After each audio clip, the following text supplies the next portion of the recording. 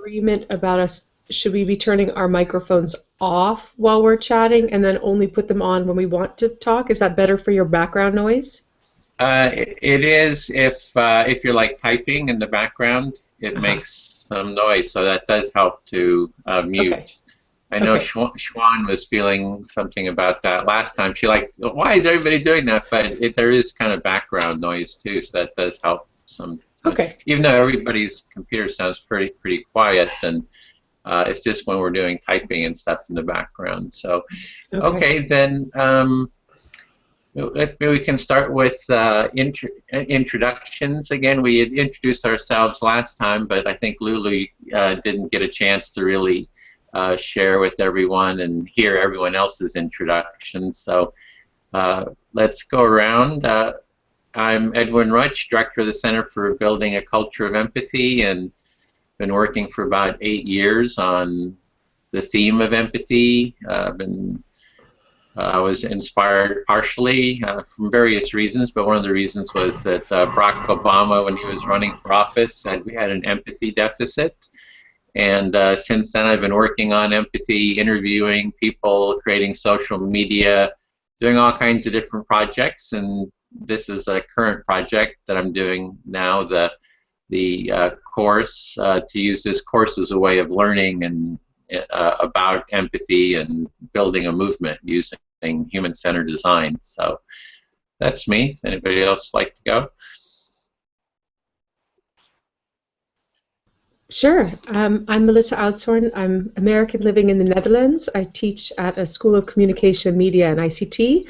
And as a late bloomer learner, I've gone back to start a PhD in empathy development and curricular development for empathy skill.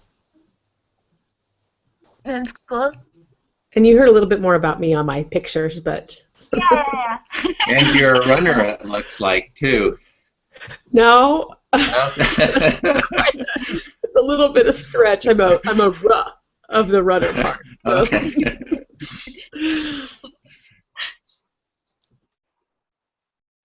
Nice to meet you. Okay, me.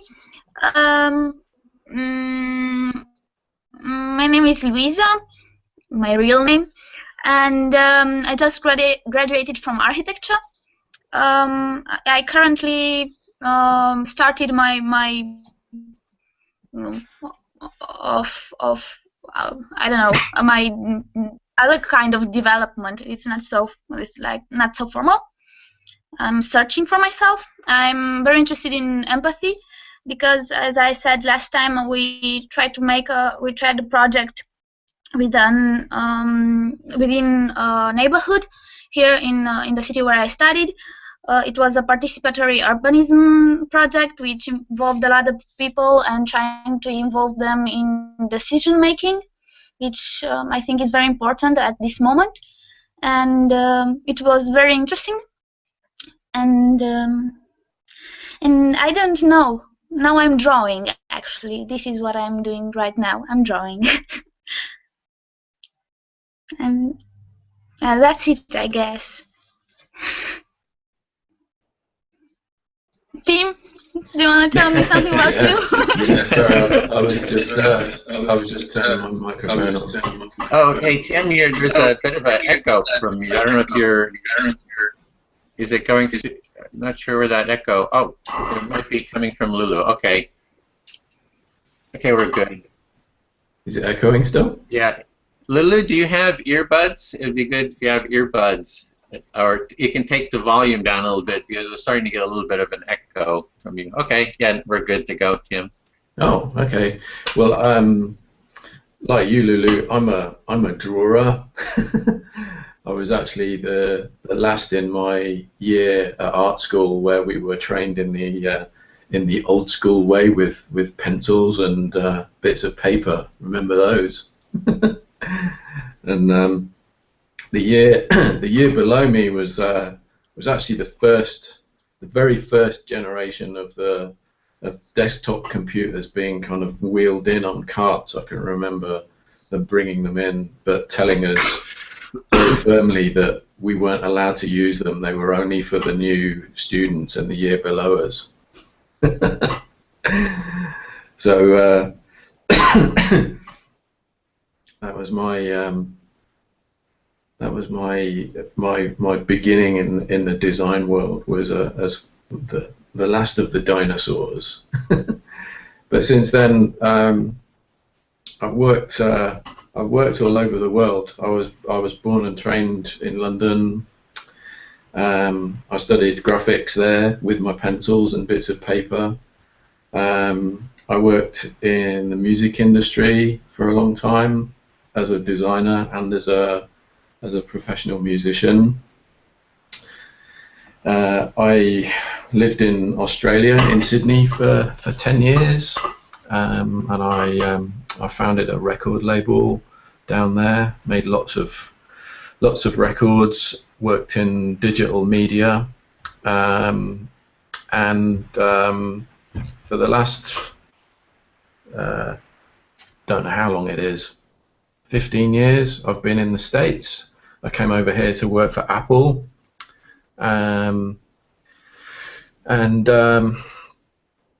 yeah, I work. I'm based in Silicon Valley. I actually live in Santa Cruz, which is just in the mountains, just behind Silicon Valley, and I'm really interested in the design as a strategic process, and kind of helping to kind of move it from a tactical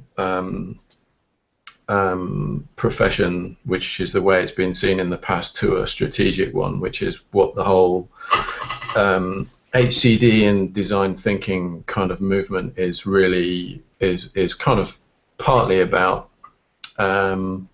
So yeah, I'm just interested like you, on a personal development level, building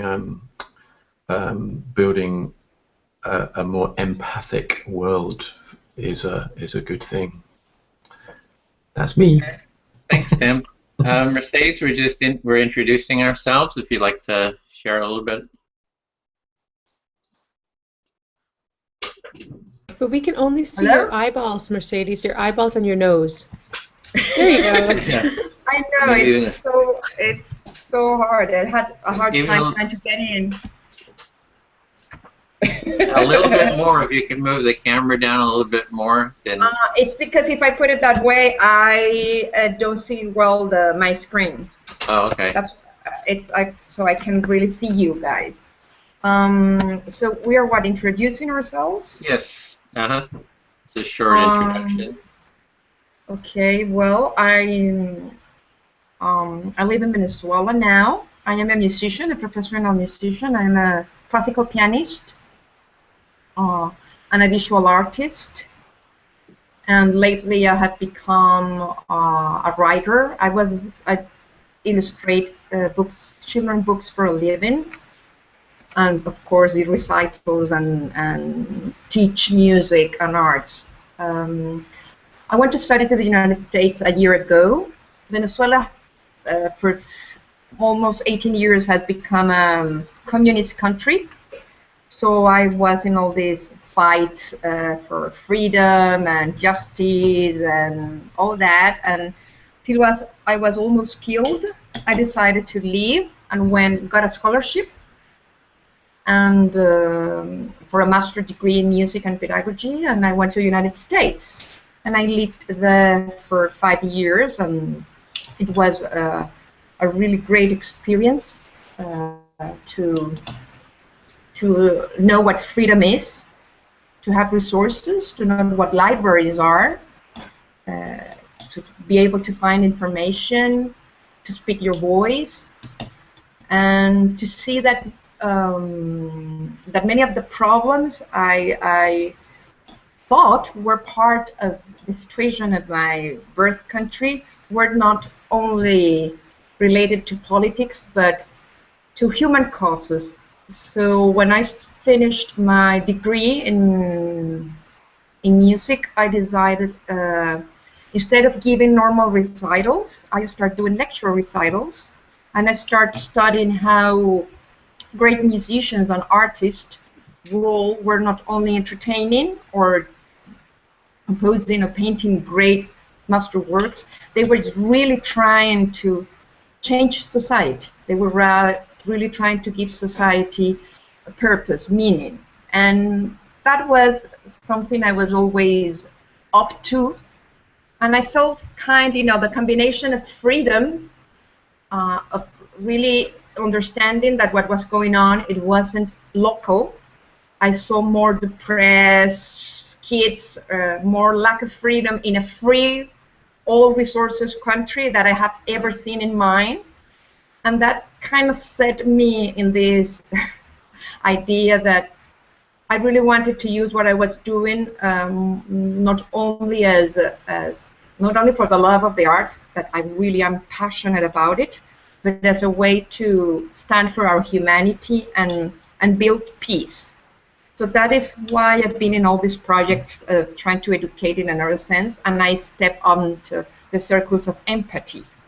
I know for experience how necessary it is to have empathy, and when you live in countries that are really in war or with this grave scarcity of things, sometimes the only thing you've got is empathy. Mm-hmm. So Okay, that's why it's important for me. great, thanks. So also there's this Google Doc here, I just put the link in, that every time we start the meeting, we're going to start with typing in our intention. I mean, the next two, this meeting and the next one. So if Mercedes, if you want to go in there and type your intention in there for the group and for the course and for the meeting. And with that, I want to give you just an overview of what we're doing today. We're doing like we did last time. We're doing an empathy circle. We'll do an empathy circle as our prototype, and that's for about 35 minutes or so. Or 40 minutes. We'll do the empathy circle, and then the second 2 hours we'll go through the mini design and redesign our experience with the empathy circle. So we'll be doing one full iteration of the design process, and we'll do that today, and then do that at the next meeting as well. And after that, we'll get into the class 2. So we're basically doing the essence of class 1 of the course 3 times to kind of get us going around that. So to begin with, we're going to start with the empathy circle. Oh, there's one other thing. If someone from the class tomorrow, from the group tomorrow, works and would like to join this group on Wednesdays, because that's the day that she has off. So she's actually local here in Berkeley area, so she'll be joining us next time. Just wanted to give a heads up about that. And Schwan also had mentioned that she can't make every meeting because of her schedule, so I thought there was room for this other person to join us. So I think you'll really enjoy her too. So we're starting with the empathy circle, and we're going to start with setting our intention. And the overall intention is to foster an empathic way of being in ourselves and in the circle and in society. And then we want to go and share our personal intentions, and mine is that I'm really wanting to build tools to foster empathy, and also to kind of network with people like we're doing now, network around building tools and building a movement. And I'm also wanting to use this IDEO course and kind of design it to work better online, so to kind of tweak it and improve it and optimize the 10-week course to foster more empathy as a tool. So if we can just go down the list there, Lulu, next. Which list? Oh, just your intention. Yes, it's there. I have my intention. Can you just share it with us? I just shared okay, mine. Sure, so we're just going to go down the list and share our intention. Well, it's basically the same intention like last week. It's about developing existing skills regarding empathic behavior that I have started developing while working on other projects, as well as learning new ways to help people do the same, understand each other better, and talk better with each other, communicate better, so that they'll understand that they have the same needs and they could work better together to make a better world. It's a bit idealistic, but this is basically what I want and what I'm expecting to learn here. Okay, thanks. Tim, you're... Cool. Well, I'm here to practice and meet you guys and practice my empathy sharing and listening skills, but also as a designer, I'm really interested in the challenges around how to make the whole design thinking and HCD process actually work better. It's definitely something that I'm kind of really interested in because although it's called design thinking, it's actually not the way that a lot of designers kind of work in a lot of ways. So it's a kind of a fascinating thing to kind of work with, because on one hand I can see how it's useful for other people, and I'd like to help make it more useful by developing it further, but also I can kind of see really big holes in the way that it works, which I'm hoping to contribute to fixing, patching up those holes. So yeah, that's me. Okay, thank you, Melissa. Well, I am just really eager to practice what we learned last week, what we were starting to work on last week, so refining my skills a little bit, especially after I saw the videos of Carl Rogers and how he spoke. I need some practice, so I'm glad to be here.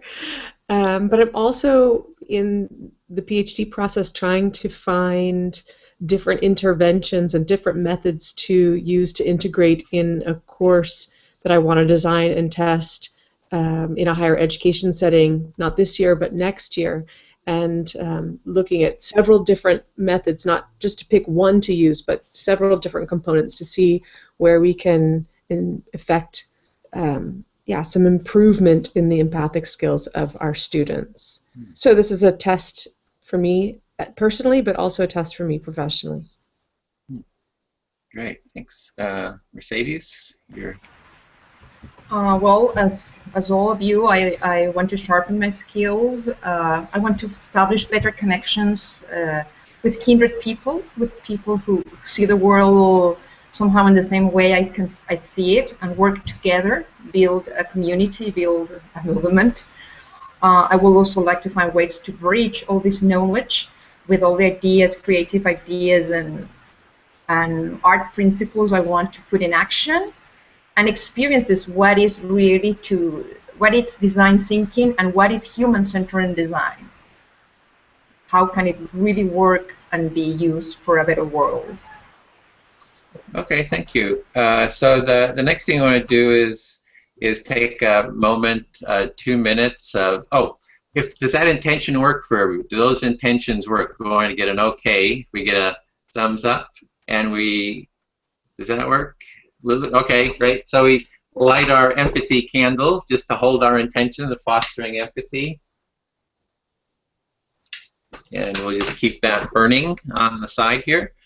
And next we want to go just have a little bit of time just to self-connect. We're going to take 2 minutes of breathing, getting comfortable in our chairs, relaxing, and maybe even closing our eyes. Taking some deep breaths and just feeling into our own body. Let's kind of tap into our own personal felt experience, let go of maybe any chores or tasks we've been doing, and sometimes it's helpful to breathe in deeply and notice the feelings within the breath, and then scan through your body, just noticing the different felt experiences. And we'll just have a little 2 minutes of quiet mindfulness.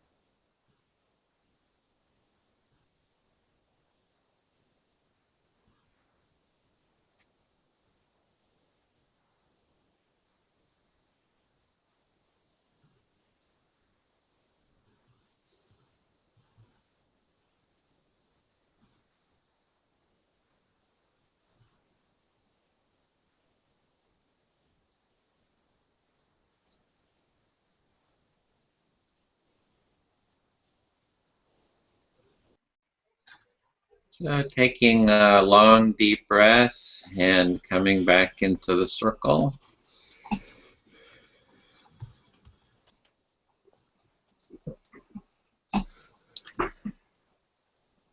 So the next step we want to go into is the empathic listening step, and everyone had some experience with that before, so I don't think we need to explain it.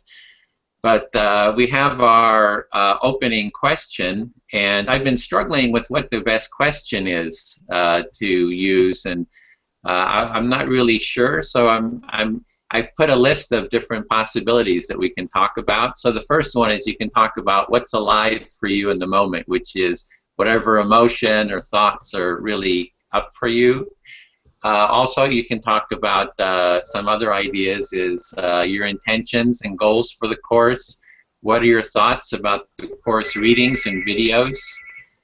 Report on any empathy circle tests that you did. Or like, why is empathy important to you? So there's a whole range of topics to talk about, and so we're going to use the same process as we did before. Like, one person will speak, you select someone to speak to, that person will reflect back, and until you feel heard or 6 minutes has gone by, and then once you say you felt heard, then it's the listener's turn to select someone to speak to.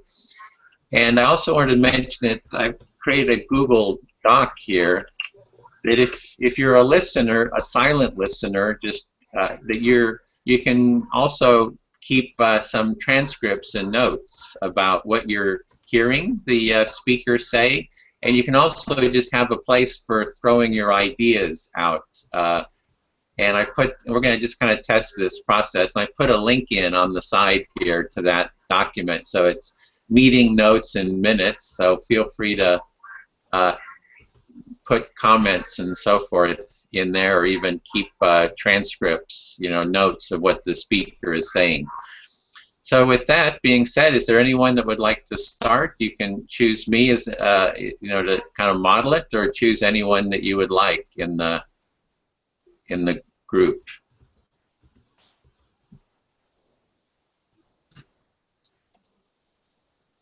Okay, Tim.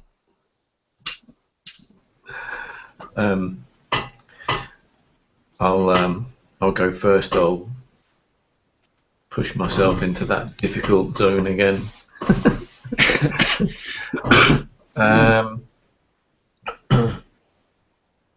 I'm kind of speaking to. Who are you speaking to? I'm speaking to you. Okay. So there are a bunch of things that I feel I need to talk about, but what's coming up for me again is the whole broadcasting to YouTube aspect of it. That's making me feel,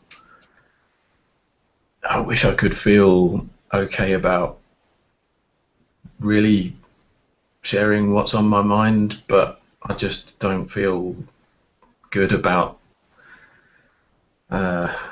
safe about it being on YouTube.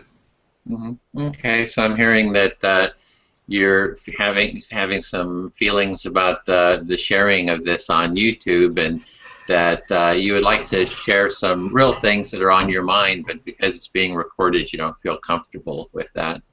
Yeah, exactly. And I think I've seemed to have been kind of thinking about it quite a lot since our last session together. It just in that really my kind of feeling that for us to really be genuine in our abilities to kind of really listen to each other means, I think, feeling kind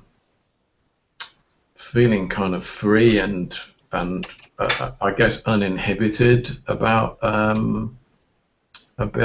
being able to be genuine about sharing our thoughts without fear of how others outside of the group might kind of construe that.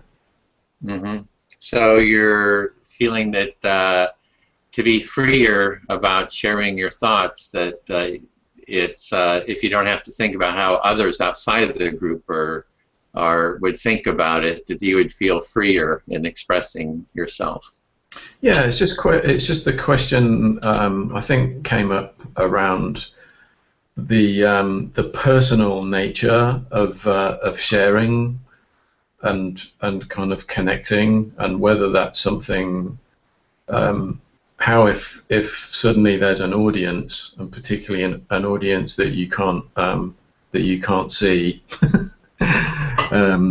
My kind of question really is like, how much does that make me feel I'm willing to kind of share or talk about with I guess sort of self-censoring, because I'm thinking, oh, I need to really be careful about what I say, because I don't want to feel later on, oh no, I said something that not it's nothing to do with it being offensive or even kind of difficult stuff. It's just a question around that depth of connection that you get from a one-to-one conversation, as opposed to something that's being more broadly kind of heard. Yes, you're noticing that there's a difference in terms of the openness that you can have if it's a one-to-one conversation versus a whole open broadcast conversation. Yeah, exactly. I mean, I'm kind of feeling like I would like to be able to go up to this live button and turn that off, and then say, okay, here's really, here's really me. That would probably that would change my kind of comfort level, I think, in terms of how I sort of feel about just being myself and being genuine. So you're seeing the the live button, and you like to turn that off, and you feel that if you could turn that off, you would be more comfortable and be more open and genuine. Exactly. Yeah, and I think what it represents for me is a sort of, it's like a little yellow thing up there that's saying, make sure that you say stuff that's either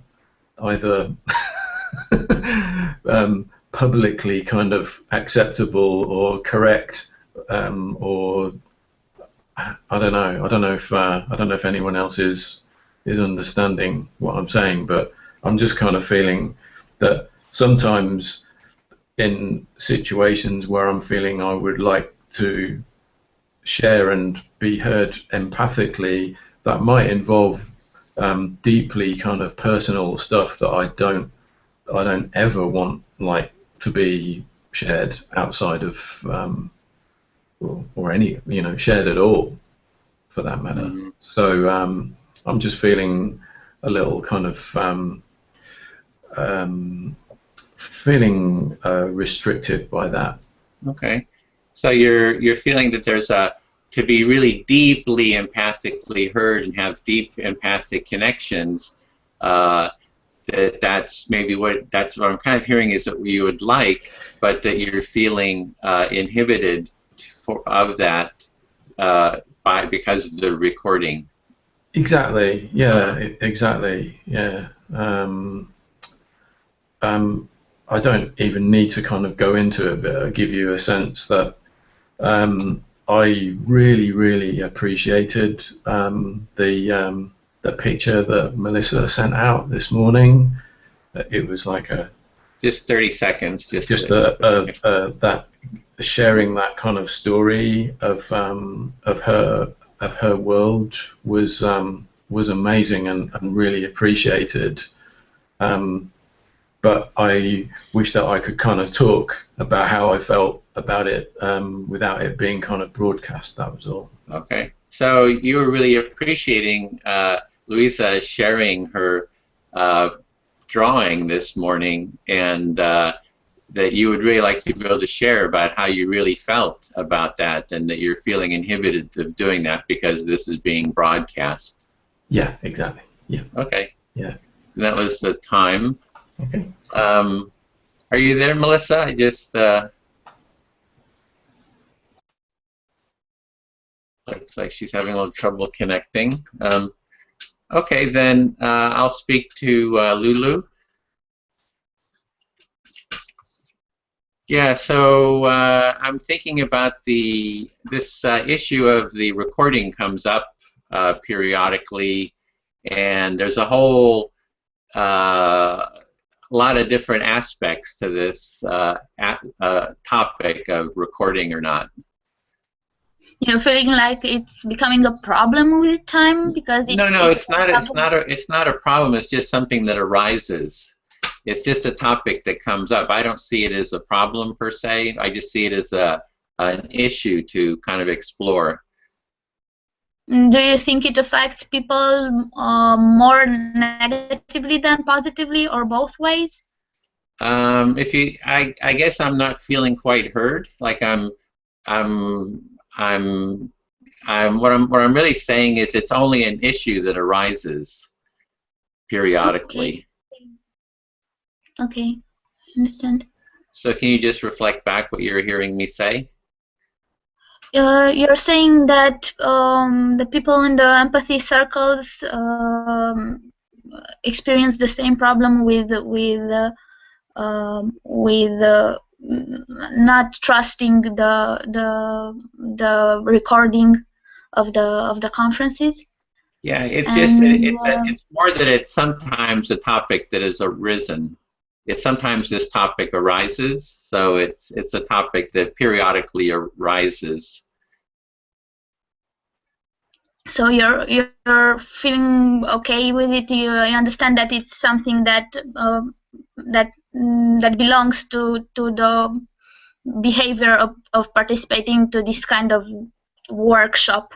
Yeah, and it's something to explore. I really want to explore the nature of the whole issue. I think it's a really important topic to explore. And you're interested to learn more about how this works and how people relate to these kind of feelings. Yeah, and I've seen that I had suggested having an empathy circle, like a full empathy circle without the redesign on Friday. And we could have like some circles that are pure empathy circles that we're not designing, using the design to look at it. And so maybe we could try something that's more private like that and see what the effect is. So that's one option I'm thinking about. So you're really interested in discovering how we could improve the process by I don't know, trying different ways of relating inside the circles. Mm-hmm. And for myself, kind of what my need around the recording is it's good for having a documentation of what we're doing. I download it and I can grab photographs screenshots, and then we can use those. It's also a resource that we could, if there's interesting things said, that we can go back and pull pieces out. So it's basically, it can be used for kind of like educational purposes. And so you're saying that it's very important that besides the personal memory that each of us has, that in time gets to get overwritten and gets a bit dissolved, it's good to have another type of memory that's objective and that stays there, so we could learn from it, and others could learn from it as well, and we could do research based on this. Yeah, it's part of our research, so it's kind of like creating research information. And I understand, I understand that it inhibits some openness. I've done hundreds of these, so I tend to be pretty open within the social context. So we've done restorative circles where we have big arguments and we're kind of really mad at each other. And I've shared all that. And once I did a focusing recording where I had just had a big fight with my girlfriend, and I felt almost nauseous from the fight, and I shared all that stuff. So I also see, I guess it's kind of like a question is what is the relationship of openness and empathy? So that's a lot to say there, but that's kind of a question I have. It's like that's a whole area to explore, openness and empathy. So what you're actually saying is that you can learn empathy through exercise, and once you have a lot more experience, you become more open with the others because you're already accustomed to this kind of behavior, and it's not so frightening anymore. So frightening. Yeah, you can kind of get used to it too. So, but it's a whole big area. I think it's almost like a whole design topic to explore. Is the relationship of empathy? I mean, the design, empathy. It's the relationship of empathy circles and openness and confidentiality. I think we need to really kind of flesh that out. So I'm really interested in exploring that whole area, and maybe creating like a web page or something around that. So you're saying again that you're thrilled with this kind of behaviors that occur again and again, that makes research becoming more and more interesting by putting you in front of some concepts that are coming back again and again, and that concepts that live in a relationship that it's the same, but it changes every time still. Mm-hmm. That's close. So I feel hurt. My time's up. My time's up, so I had my 6. So it's your turn to select.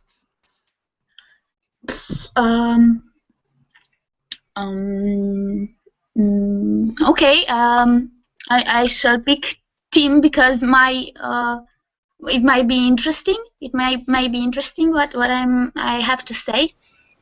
Okay.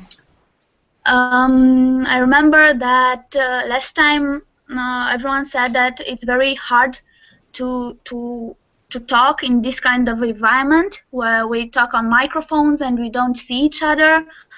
And yes, we have a picture of me on Facebook having a big hug with the team, and that's mostly because I feel like for me it's a lot easier to relate with people I don't know, and for me I don't find it frightening to talk anything about myself knowing that there are I don't know how many people listening, because I know that I know none of them, and I do not care actually what they think about me because I do not know them.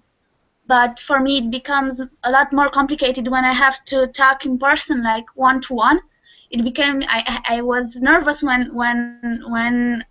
Edwin talked to me, and he noticed that I didn't have a good feedback at the beginning because I was nervous and I couldn't cope with really giving all my time in knowing someone, and knowing that after knowing him he'll become that person that I will be eventually afraid to talk to because I will care about what he will think about me. And this is what frightens me here in this group. because Right. for me it's very easy. Right.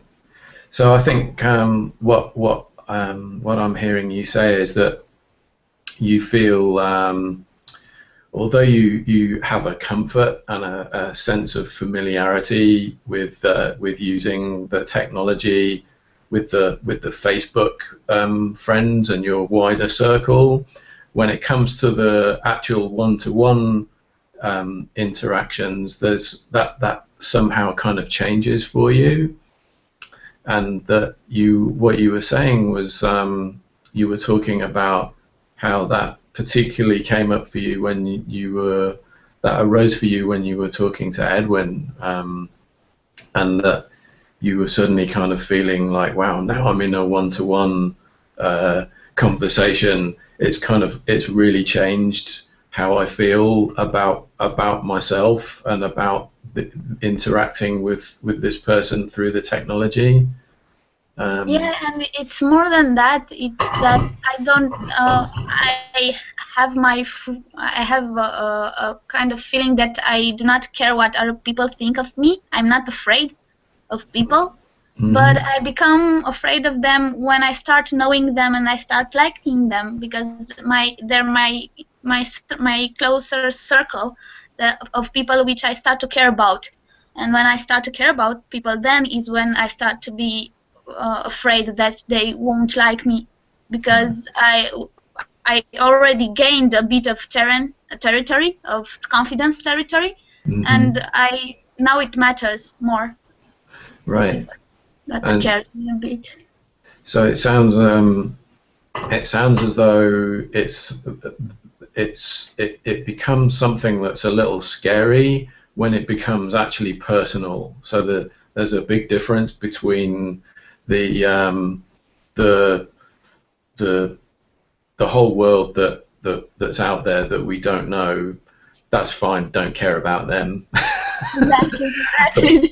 but suddenly when we're faced with actual like one-to-one or people that we are starting to get to know, maybe suddenly you're saying that you feel a sense of anxiety around, well, that now it's becoming real, and pressure. I feel the pressure of having something that I have to nurture and to grow and to make it better and not leave it dissolve or something like that.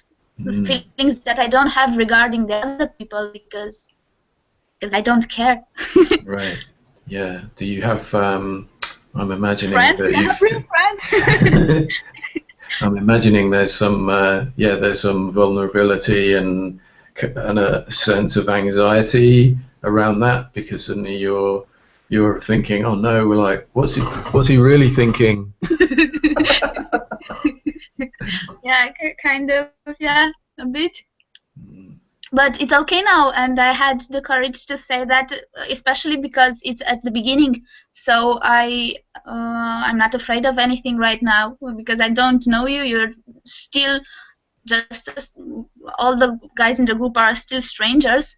So it's very easy for me to give up to what I'm feeling and move on like nothing happened.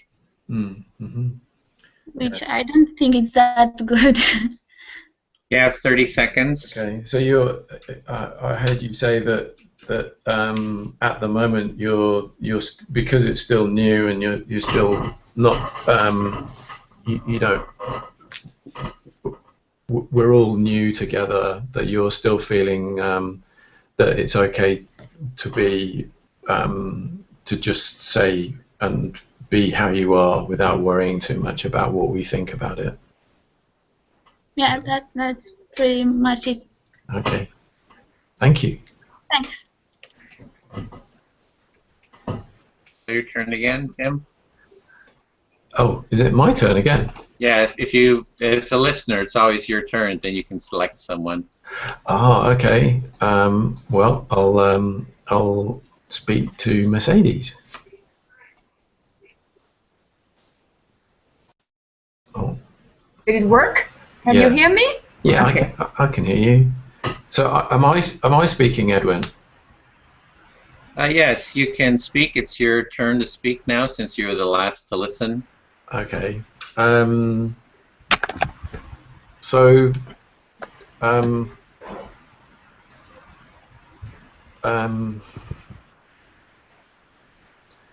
feeling really. I'm feeling that this recording thing for me is a huge deal because I've had a kind of difficult few days, and I partly feel a little as though it would be too easy for me to just kind of gloss over the difficult stuff that I've been going through, but also I'm feeling that I definitely don't want to talk about that stuff on the internet. So I am hearing that you have been going through difficult things. Perhaps this will be a great place to vent with us in an empathy circle, but because this is broadcast, it's not. You don't feel safe to share that with us. Yeah, definitely. And I think partly that's it's a sense of kind of frustration because I'm kind of feeling that for me the value, the whole value of empathic listening is to really for us to help each other out as humans when we are going through difficult times. When times are good, I don't think we're necessarily like seeking out that stuff, actively so much. I don't feel I need to sit here and tell you like what a great day I had at the beach yesterday afternoon, but I do feel that it would be helpful for me to get some reflection on the difficult things that I was having to deal with when I was at the beach. I am hearing that you think that being empathic to one another, it's especially needed when we are going through difficult moments. When we really want to open and we want to listen what the other has to say, some feedback from the others. That it could be great to do it when we are, happy in the beach, but the real need, the real vulnerable, scary thing is when we are going through things we don't know how to handle and we want to reach out. Yeah, exactly. And I think something that I found really interesting that I was reading over the weekend about the migration stuff that's going on from Syria were the stories about particularly around the numbers of German people that were actually actively kind of reaching out to help the migrants that were in crisis. They were like kind of welcoming them, and that was a kind of a sort of a fascinating thing because they were. It's a crisis situation, but that there's this bonding, I think, that comes out of shared resolution of difficult personal stuff, as opposed to just people kind of going on holiday together. Yeah, I'm hearing that it really touched you in some way, seeing what was happening in Syria and how the Germans really reached out. Really, you really felt how kind of an experience of empathy. How can the honest wanting to help differs from just sharing, those good moments in which we don't really go deep, and that somehow, touched you. Yeah, exactly. It was really that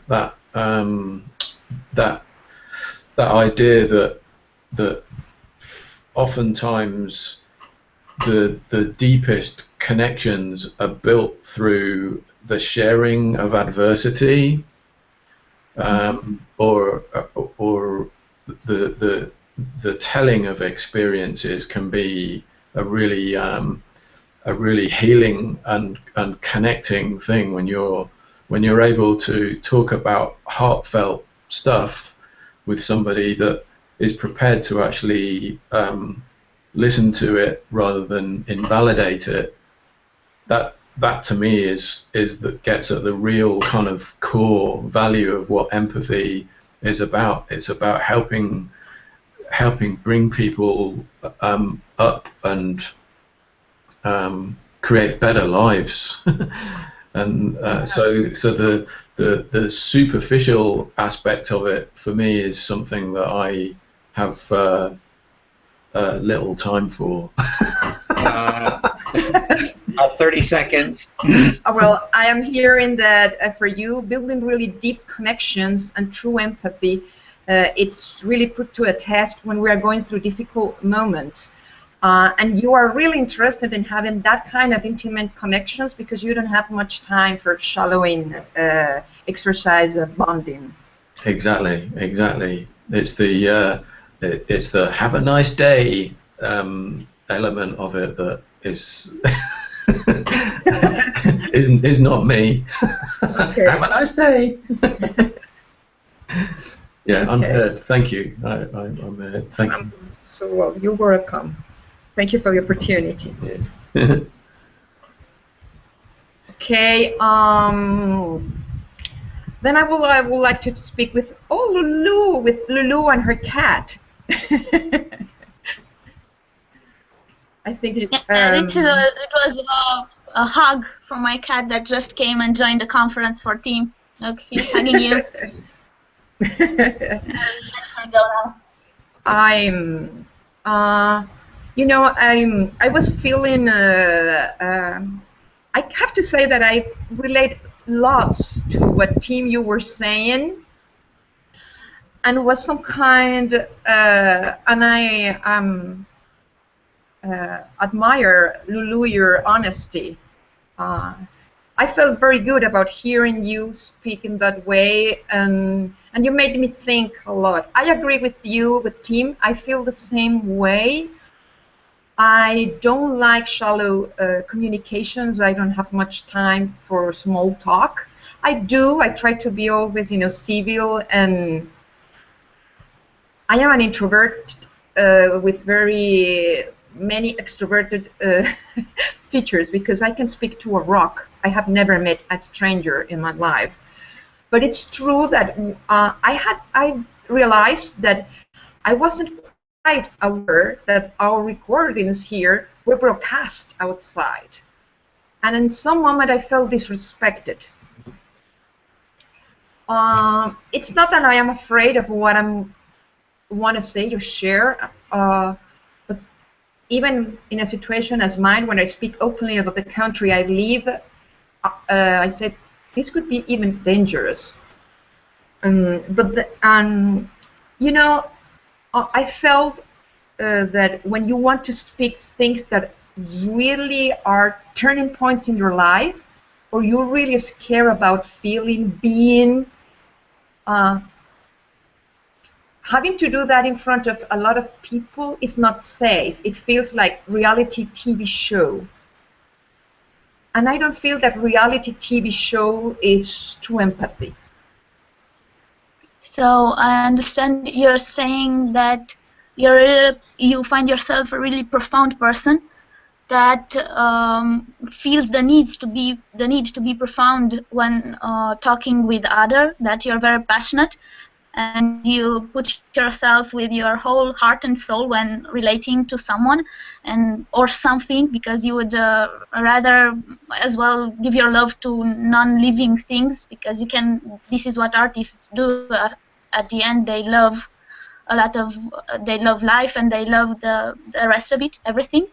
But you feel the need to be appreciated, to feel the people understanding you when you're talking to them, and to feel that the message reaches out to someone that is there for you? I don't feel quite hurt. Yes, you are right. I do. I am a very deep person, and I naturally establish very deep connections with people. I'm not looking for the appreciation of that. I'm looking for the safety, to give safety to others and to myself when you open yourself completely naked about your feelings and the things that probably you don't like about yourself or about what is going on. As Sim said, there are moments where empathy, it's really a lifesaver, but true empathy where you can't really tell something that you wouldn't tell everyone. And for me, so that, sorry, for me that requires, you're saying that you need to feel empathy at the highest level, which would be like some kind of an embracement of the person you're talking to, so that he would actually be able to get your message, and not that you should say the message to everyone or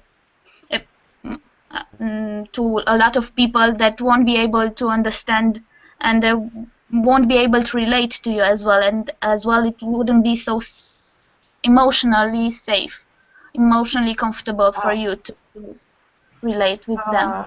What I'm trying to say is that there are moments in life where safety, real safety and intimacy can make a difference in a person's life. And when we are here in our circles, I trust that the people I'm talking to, we are in the same, and we are learning together. But the other people, the audience, there's a chance that they can misunderstand what you are doing, or that they really don't have the chance to correlate or feel hurt, or you feel hurt about them. I understand the educational background of this project, and I find it quite endearing. I understand that we're doing also an exercise of design. We're trying to find the better way to make this group work, but that doesn't mean that real empathy and being vulnerable is the same when I am in an intimate group where I can open my heart, that when I'm broadcasting who I am to people I didn't choose to work with. Yeah, 30 seconds. So you're saying that you understand the research aspect of the program, but you think that this stops you for being true 100%, for being very honest, because it blocks intimacy. It kind of puts a shadow on it because of the people that you haven't chosen to talk to, and they shatter a bit of the experience. They don't let it get to the highest level. It's not full empathy, it's quasi empathy in reality. No, it's not that I don't feel I can open myself completely. It's that I don't know to what point true empathy can be felt or taught in a way where there is so much you cannot see and you cannot interact with. I understand. You're not sure of how high this learning process of learning empathy can go in the context given, in the given context. Yeah, somehow. Well, that's the time. Sorry. Okay. Thank you. So if you want to go one more round, I would like to say sorry to Mercedes because I didn't hear her very well, but in the end, for me, it was a very interesting conversation. I'm sorry for not getting there in hearing, but I ended up learning a lot from the way she changed her thinking or her expressing. Who are you Thanks. speaking to? Who are you speaking to? Are you speaking to her or to me or to? Yeah, to everybody. Oh, Yeah, I everybody. was. Well, I'll reflect that. So I'm hearing that you're apologizing for not hearing Mercedes as deeply as you would like to have, but that you learned a lot from the whole process. Yes, sometimes I wonder because I'm very. I understand the how important empathy is between people, but sometimes I understand that if in one particular moment you give up being empathic, and in response you put a bit of yourself in hearing the other, you could um, get to interesting results regarding the both of you and the relation between the two people, because you can make yeah, the other one can end up thinking things more than he would in the moment. He's kind of transforming his thinking into a dynamic thinking rather than staying in a certain point. And the hearer, the person that hears, does the same. It's a mobility of thinking in the same time for both persons. Okay, so I'm hearing there that you're seeing with empathic listening that there's a mobility of the relationship, and that that's kind of what I got. I mean, I'm sorry, I didn't quite get that.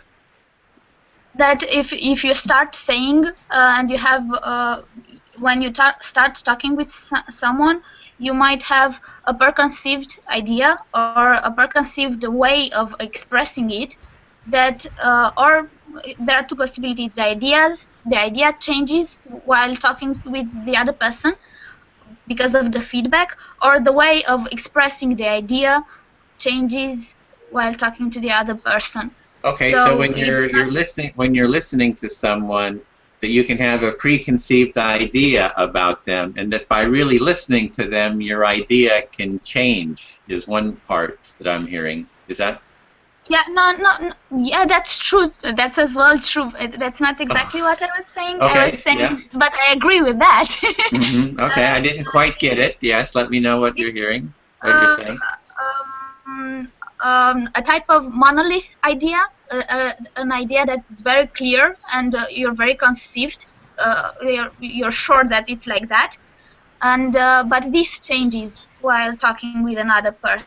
Okay, so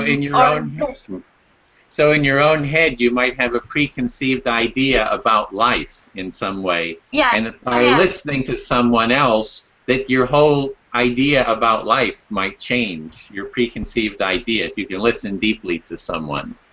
Yeah, these two, and being heard as well contributes to the same process.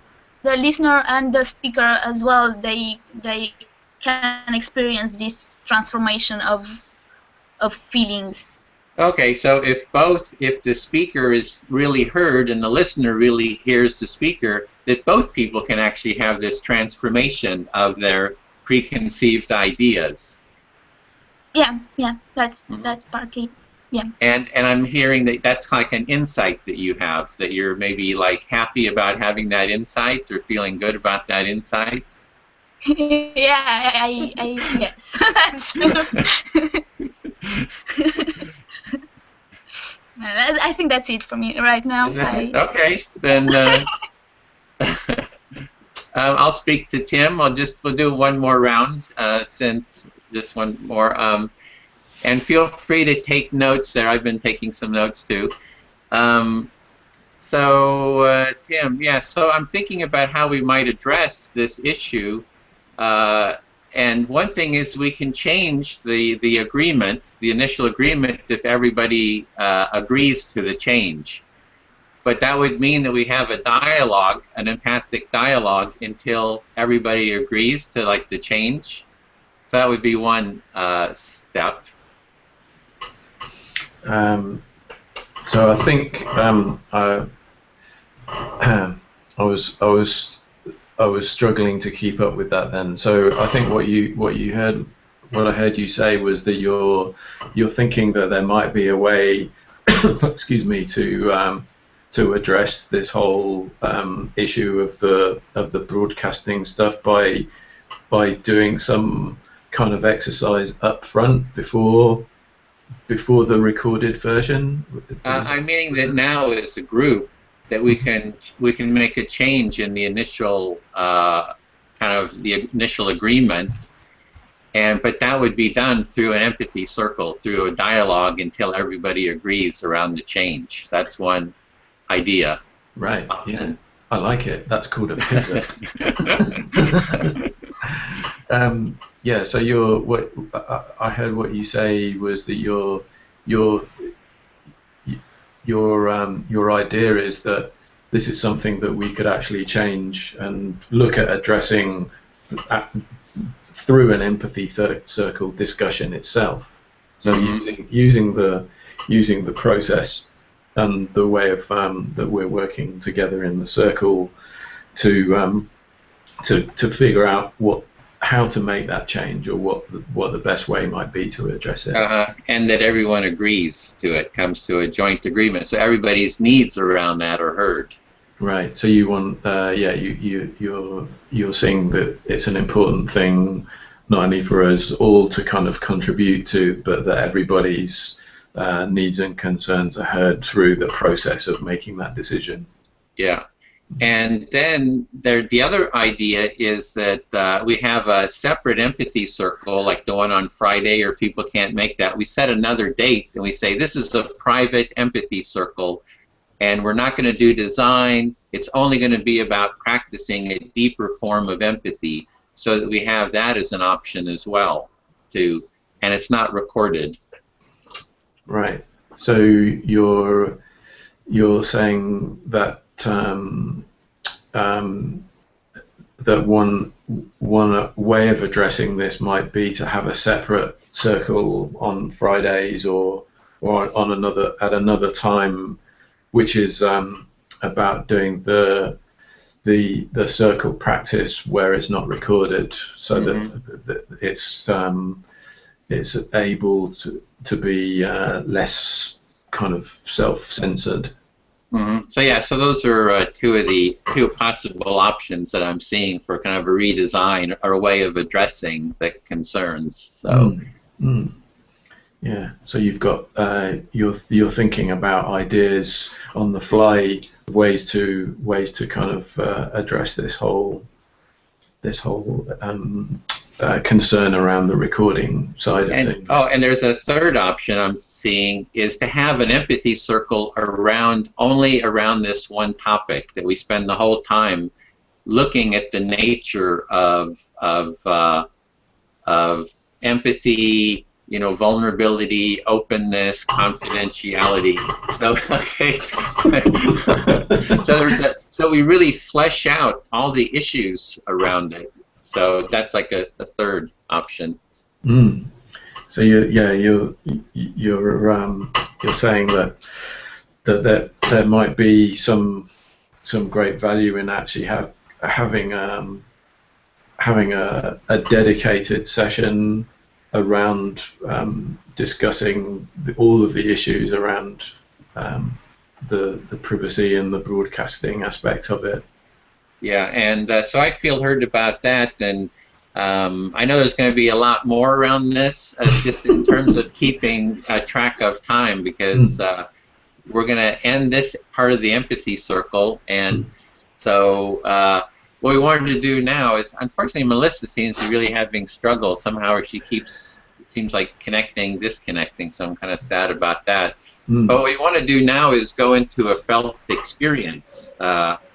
We're closing the empathic listening portion of the circle, and we're going into just a felt experience, like what is a feeling you have, and what's the emotion, and then we'll do like a shared mirroring of it. So mine is like this, back and forth.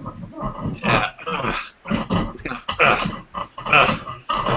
give it a sound to it. It's making my chair squeak.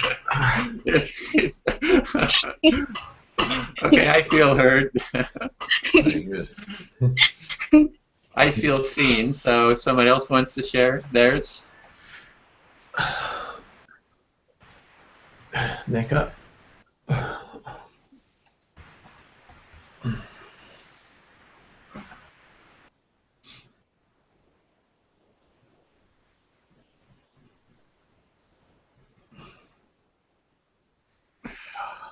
Okay. I think that was Lulu's one. Was that yours, Lulu, or mine?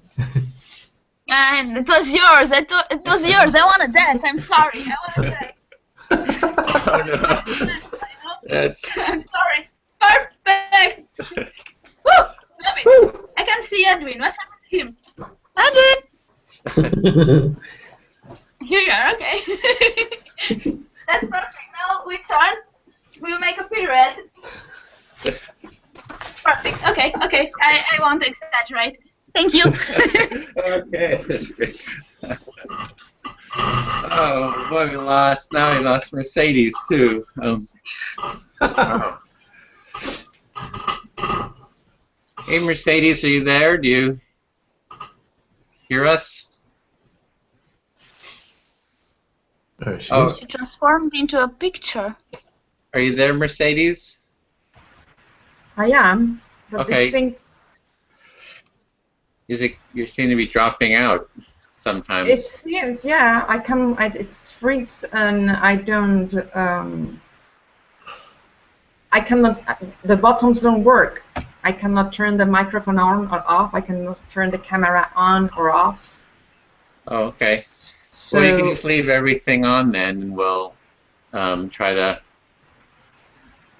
hope for the best. It was Lulu's dancing. Lulu's dancing broke her dancing, your dancing exercise. No, that was great. Nothing to apologize for me at least. Okay, so what we want to do is go into our workbook and our design. Or are you having trouble with connecting to that? No, I want to ask something. Okay.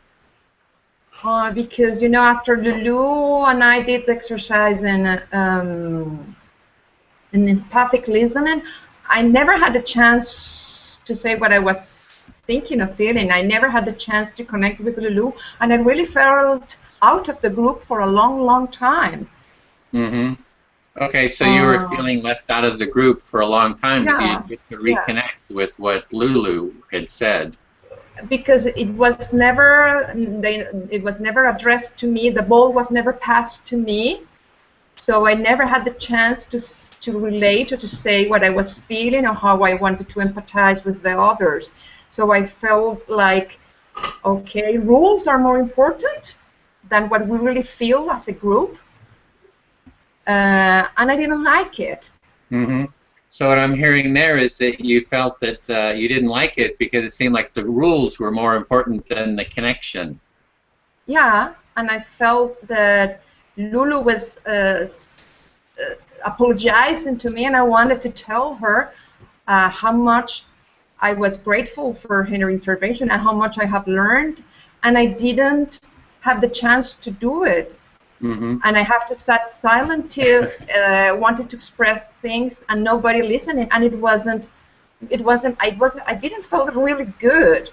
Mm-hmm. So you're noticing you had like a bad feeling because she said something to you and you didn't have a chance to respond, and it was creating a real bad feeling in you is kind of what I'm hearing. No, I was waiting for my turn, but because my turn all depends on someone to call out on me, I never had the chance. Mm-hmm. So I was trying to respect the template of the circle and respect the order in which things are settled, and that left me out.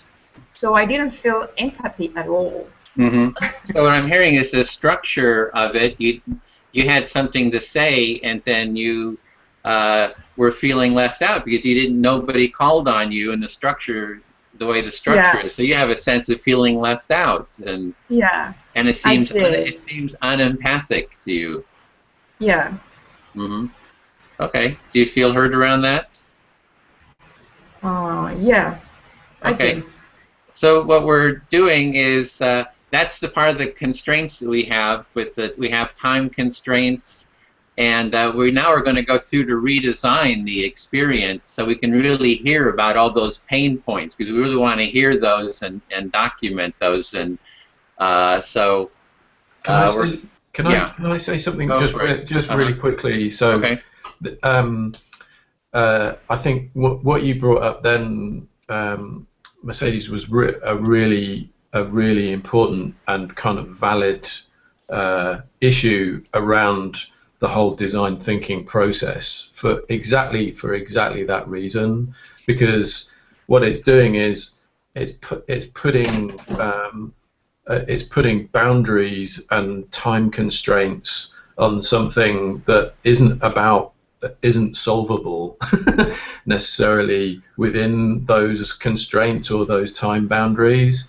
And that's I just wanted to say to you that I really appreciate you bringing that up, because it's something that I see as being a huge challenge for this as a process, because it doesn't relate at all to the way that I or other people that I work with in the design world, we don't, we stop and talk about this stuff right now. It doesn't matter, like there isn't ever a clock kind of going, or that there always is in terms of an ultimate kind of deadline, but in terms of a process, and particularly because what we're talking about here is interpersonal stuff and being heard and listened to, I'm with you. I just wanted to say that I believe is a really important point to look at. One thing is, can I speak? Can we go through the design? I'd like to keep us on track as well. I know there's kind of rich stuff coming up here, but we can share all this within the interview process too. Okay. All right. So we can actually have this conversation, but doing it within the interview process. So we're going to have a space now to share all these issues, and we'll be able to capture this as well through the design process, which is what we're trying to learn here. Except that what you'll do is you'll lose the momentum. You lose momentum completely. I'm mad. Okay, so you're feeling like some anger. You're feeling like anger about this. Some no. I have a lot of anger. You got a lot of anger. I'm hearing a lot of anger. I am in an empathy circle, and I have never felt less empathy than now.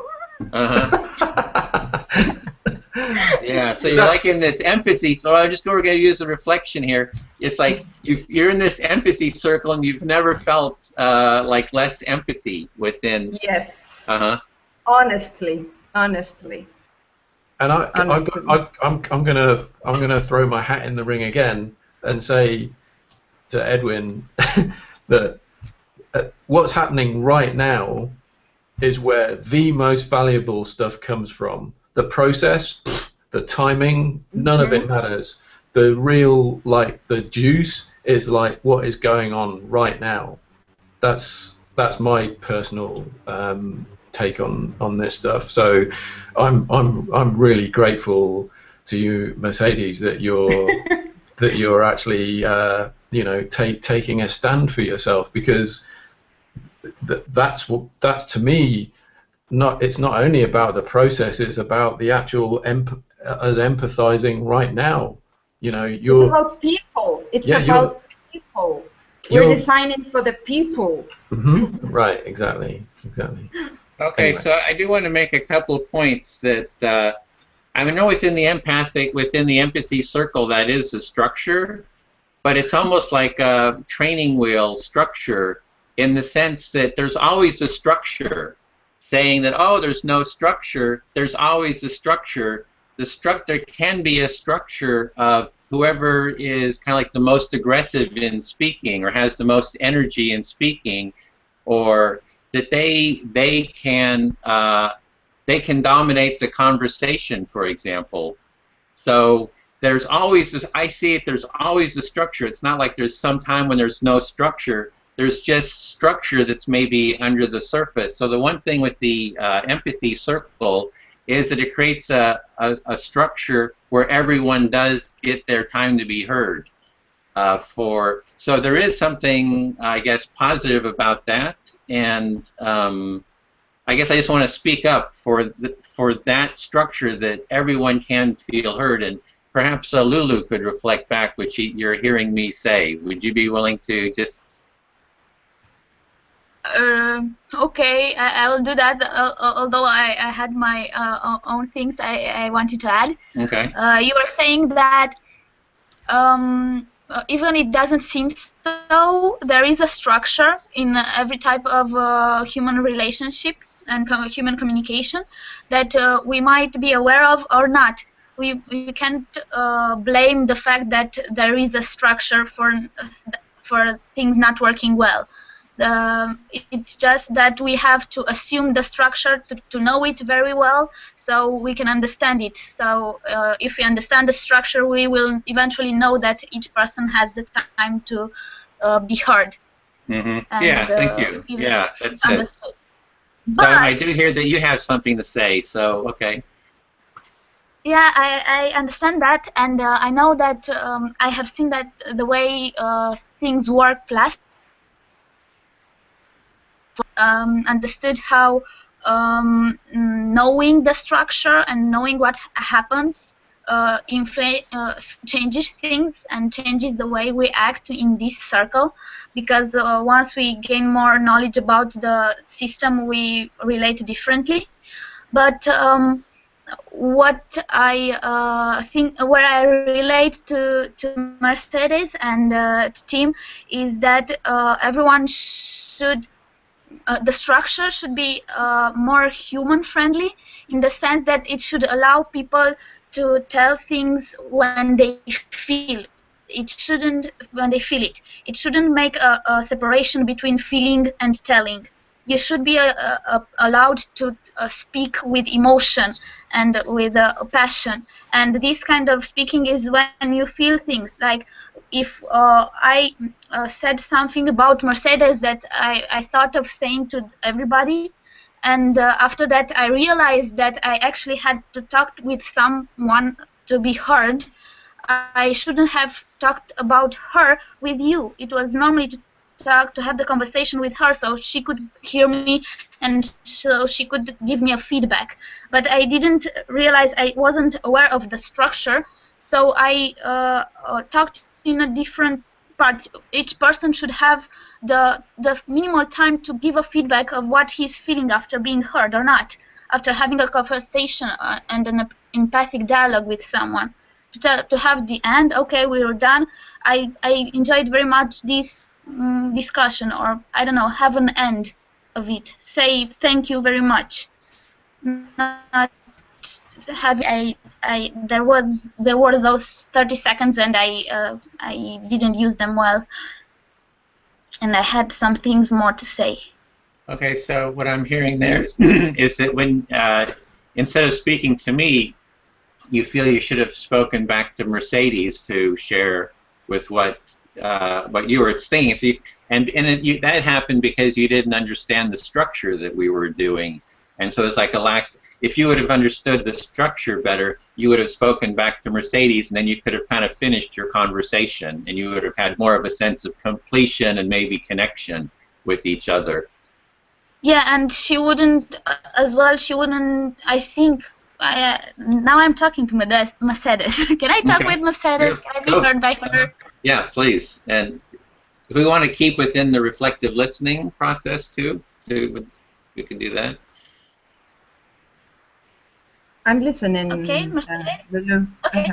I think that if I should have chosen you to tell my feedback about our conversation, that would probably could avoid your feeling of frustration of not being able to respond to me, because I was getting the response from Edwin regarding something regarding our intimacy, because it was about us and how you and I felt that discussion. Yeah, yeah. you're saying that instead of speaking with Edwin, you should have spoken with me because it was a conversation between you and me. And the person who was giving the feedback was a third person in the conversation. Even if he had listened to what I was saying, it was on me. It was referring on me. And I appreciate that. I feel heard. I wanted to tell you that you did. Sorry. That you did. Change place. Okay, I'm listening. It's because sometimes I cannot listen to you. I wanted to say to you that it was also for me a good exercise because when I didn't feel heard, I was trying to understand what were you listening at, and if there was any way in which my way of communicating wasn't being clear enough. But I do feel that I felt very good because I knew that you were doing your best. You were really trying to engage as much as you could with me, and I'm very grateful for that. So I wasn't really frustrated about not being heard. It didn't matter to me because I know that in a level we were. And yes, thank you very much. And I wanted to tell you and the group that this is actually a kind of an element of which could happen in a YouTube scenery with the people that it's not on, which is not understanding or not getting what we are talking about. So it happened between us in our group. Imagine about what could happen outside.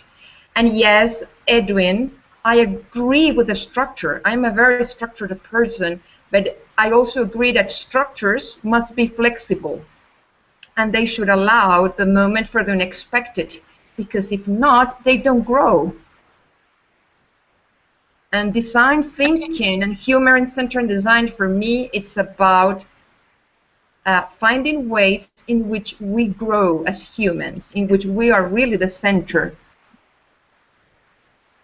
Thank you, Lulu. I think that was a lot, but that was, I think that was directed towards Lulu. Yeah.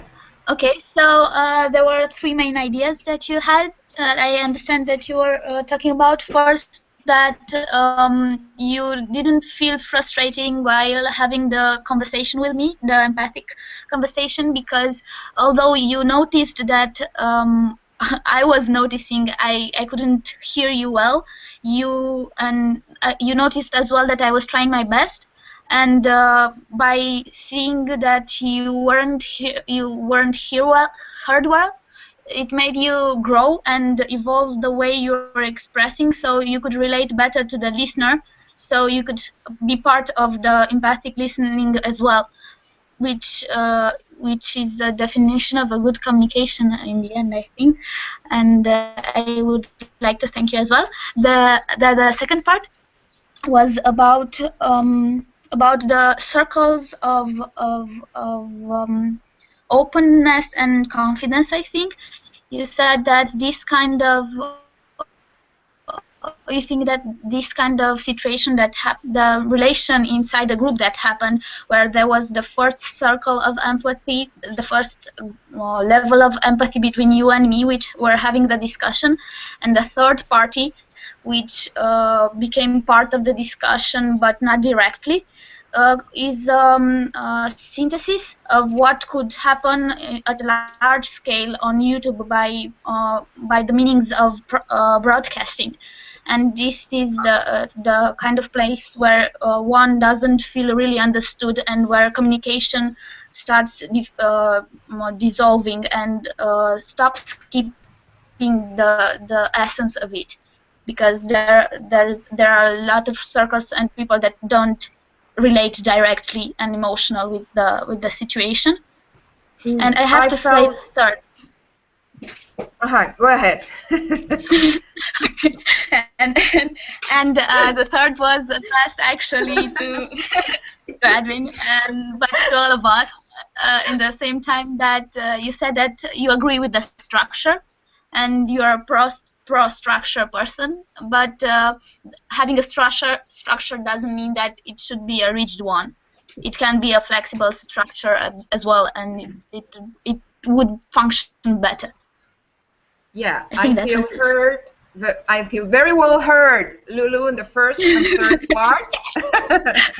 Thank you.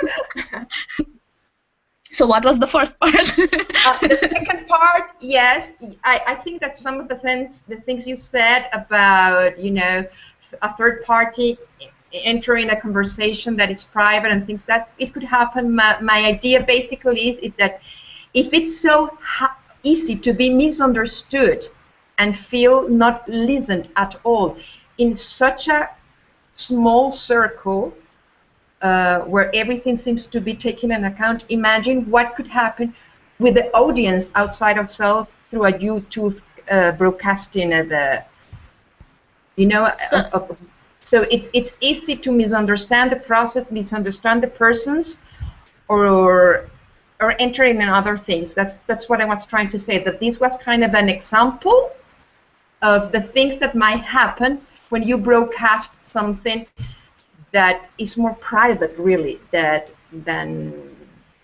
requires really attention. Thank you, Lulu. You're actually worrying about a currency of misunderstanding between people, which is more reliable, more possible to occur when the circles are larger and while broadcasting, and seeing that you can be misunderstood in a small group, where actually everybody tries to understand each other, and we are based on the empathic thinking. You see it more possible. It seems very possible to happen at larger scales while broadcasting. Oh, in some way, what I'm trying to say in short is I agree with what Tim started this conversation, and I'm just trying to say that what happened between us today is an example of the big challenges that design thinking and this process could, and I think it will be very good to address. So you're saying that design thinking addresses a lot of challenges that we need to take into account, and what happened today is one example that we might and should start with thinking about more. Yeah, somehow. Mm-hmm. Thank you. Thank you.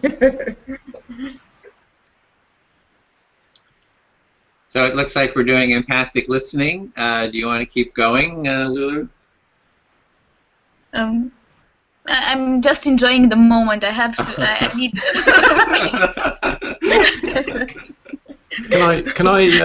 Can I throw something out there?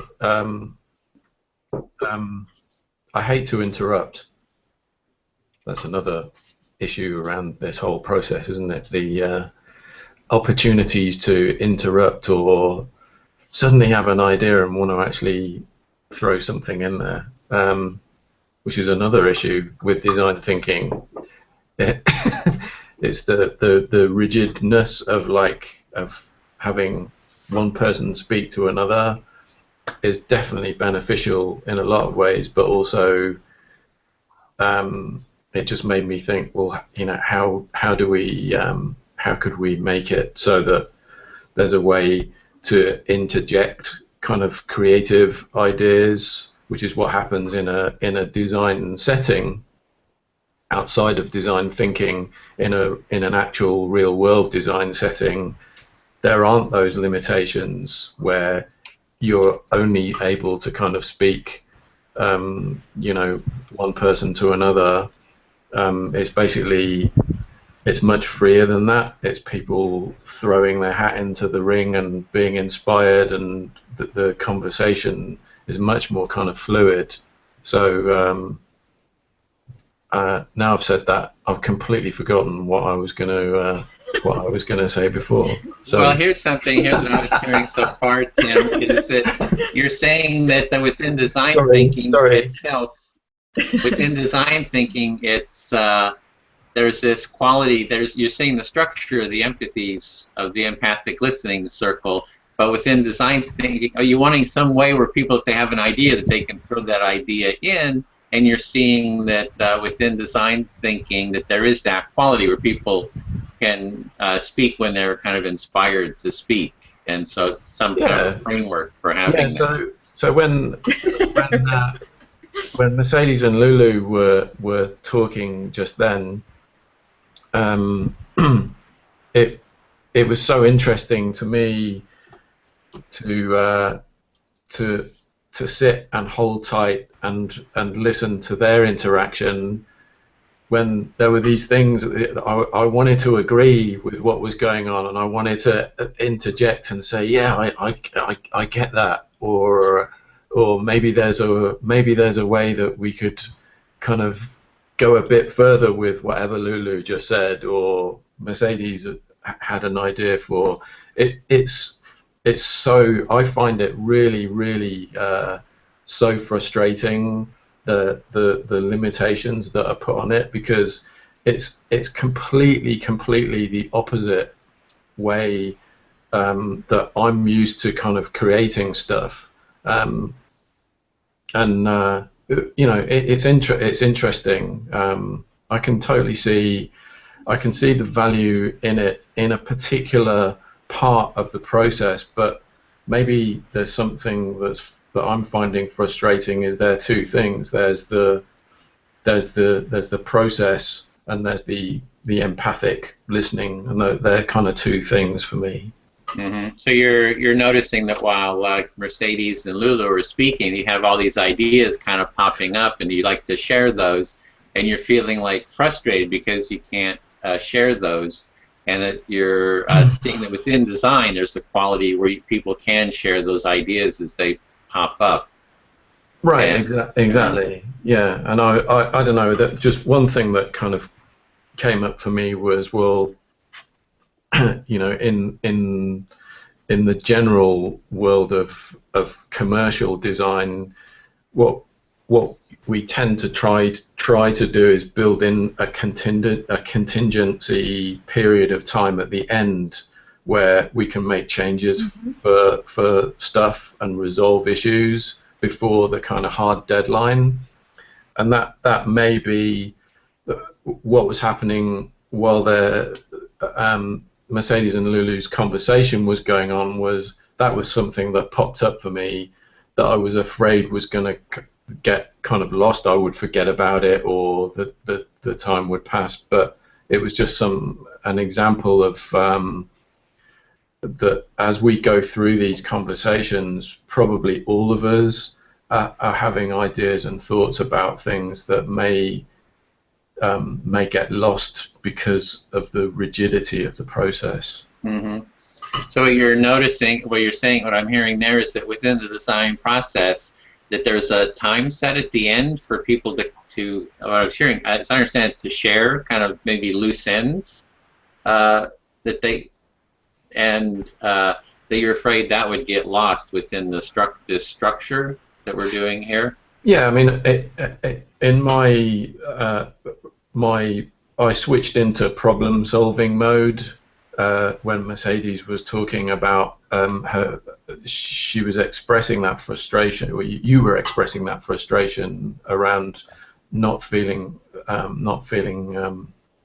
heard, and I immediately thought, well, that time constraint that was put on it was an issue.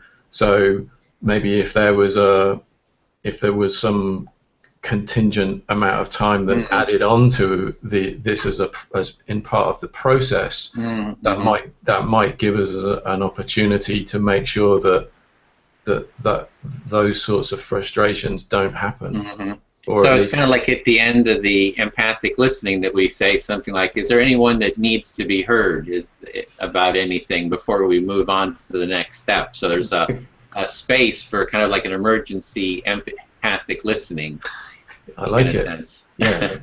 Okay. Yeah, I mean, you know, I think people, if you say, okay, time's up, Nate, do you feel heard? of course I'm going to say, yeah, I feel heard, but I might be feeling, well, actually, no, I don't feel heard. I'm frustrated, but I'm going to say yes because I'm under peer pressure to continue and be, a good participant in the process. But there needs to be, as you guys mentioned, that flexibility and at the end of the day, we're all humans participating in this, and the clock watching aspect of it for me is really dodgy. So you've got like concern about the clock watching. It's like hold the energy and the humanity versus the clock watching and the structure. Yeah, exactly. Okay, well, okay, I'll speak. Was there more, or do you feel? Yeah, I'm heard. I'm frustrated as well. Okay. So you're feeling a sense of frustration as well, I'm hearing. Yeah. So I'm gonna speak actually to Mercedes. So, with this basic empathic listening structure, this is kind of like on a bicycle with training wheels, and so we're kind of starting with this to get familiar with it. And I've seen this basic structure, how it can really hold like really intense conflicts. So there's mediation processes that are totally built on this empathic listening process.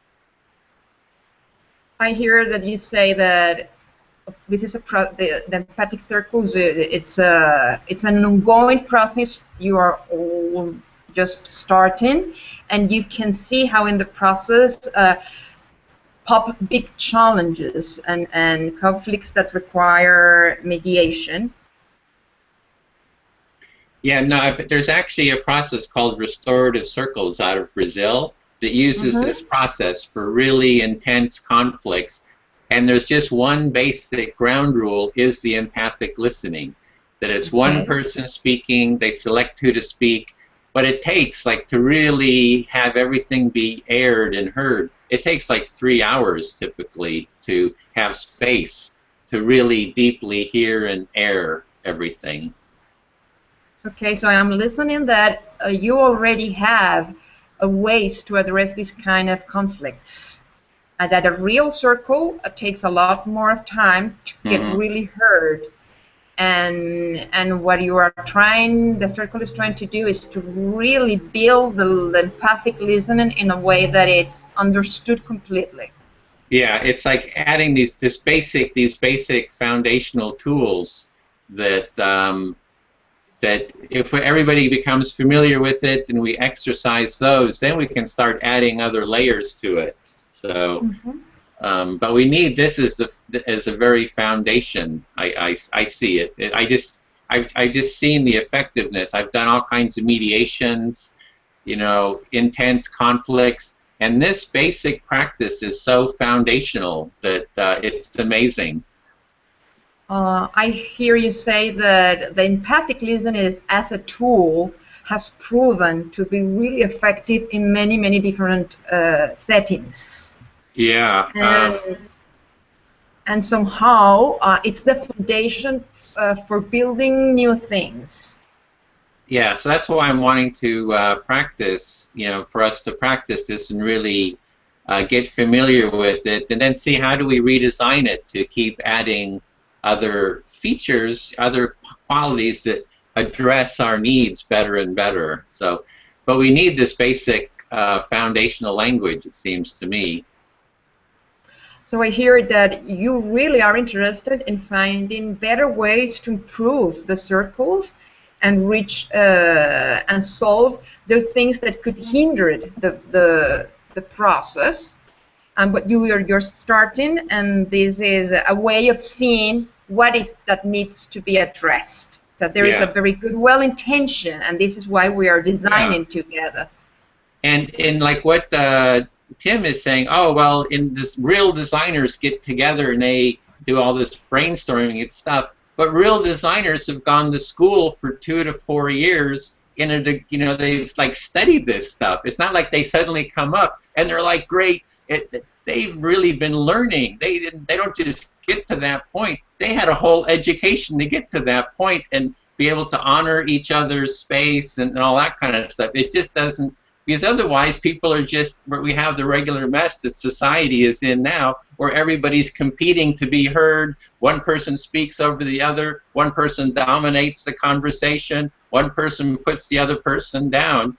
So with this basic groundwork, this basic foundational groundwork of the empathy circle, it really gives everyone space to be heard.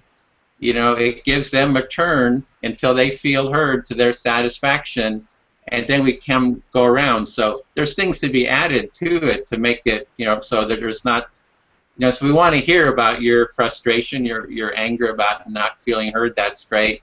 Tim's frustration is, you know, great. So we actually want to hear all this stuff and actually work with it to keep redesigning, because that's what we're doing. We want to hear the essences and how do we redesign this to, you know. Yes. So I'm hearing that in a time and space where nobody listens to anyone, and we really need to listen to each other. There's a need to redesign this. And you are also saying that the creative process that Tim and I speak about, it's because somehow we have been trained to brainstorm and let the new get in the process of you know, when we are creating or designing. So you think that that's training, and somehow training in the emphatic listening can help to get there, as designers can get to brainstorm and bring new ideas to fruition. Yeah, and in one of these circles, someone in one of these previous circles where we went for like, you know, 2 or 3 hours in the circle, she says she was very frustrated. Like, I have these ideas and I can't express them. I'm so frustrated. I'm so angry, you know, irritated, because my ideas are so brilliant and the world needs to hear these brilliant ideas. You know, or it's a loss to humanity because the world is not hearing my brilliant idea. And so she was feeling all this frustration, but after doing this for like 2 or 3 or 4 circles, she says, you know what? All the things I've been thinking about, they just magically emerge in the circle without me even having to say anything. So if we do this for extended period of time, it really creates there's a new energy and an emergence that kind of happens, and a safety and a trust and so forth. And there's a creativity that emerges too. So I'm hearing that you think that, and in your experience, as soon as the circle advances, there are many issues that that solve by themselves, because the process, the same mechanism that the circle is using, will address it. Eventually, it takes time, though. Yeah, it does take time. So, yeah. Okay. So with that, I feel heard. Thank you. You're welcome. I'm gonna do something. I'm not addressing myself to anyone, so feel free, any of the 3, to answer me back. Okay. Team, I was thinking precisely about what you were saying. Have a moment in the process where anyone with feedback can be heard. I think that is kind of design thinking where we come together. Edwin, I know that the circle have proven to be a real great tool, and I have experienced it in the few things we have done. I haven't experienced the you know, the good things that the circle is provoking, and I am very grateful for that. I have 2 questions about it. First, I want to say, as a creative person and someone who teaches creativity, that what design thinking allows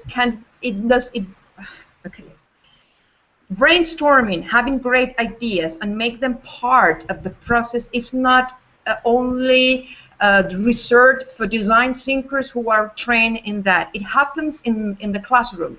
It happens in a piano lesson. there's a way, it's the way kids communicate. So there's a way in which we could find how to implement that creativity, which is natural to the human being, into the process of empathic listening. I think we could move between both things. Learning to listen, really listen, and learning to give feedback and serve and add value to what we are listening in a very respectful way. My concern about the process with these circles is when we are in real life, sometimes, if we create empathic circles, yes, we have to sit down 3 hours and do empathic listening. But isn't the circle's final intention to be able to make empathic listen use a day-to-day ordinary tool that doesn't need 3 hours or a special group to be built in? Yeah, so you're seeing that there's some kind of a process for allowing creativity to just come in, because you teach creativity, and that, you know, you're saying, can we have something that allows for that creativity to just pop in? That's part I heard. Maybe somebody else heard some more. Yes, I'm saying yes. I feel partially heard. Yes, I'm saying that works. Yeah, I think Tim's got something. Tim? I agree with, and I heard what you just said, and I think something that I think was really interesting about that was what Edwin and I spoke about yesterday, in terms of the way that whatever's being designed as part of the courses. Edwin's talked about designing an empathy tool. What I spoke with Edwin outside of the group yesterday was it yesterday or the day before? Anyway, it was a couple of days ago.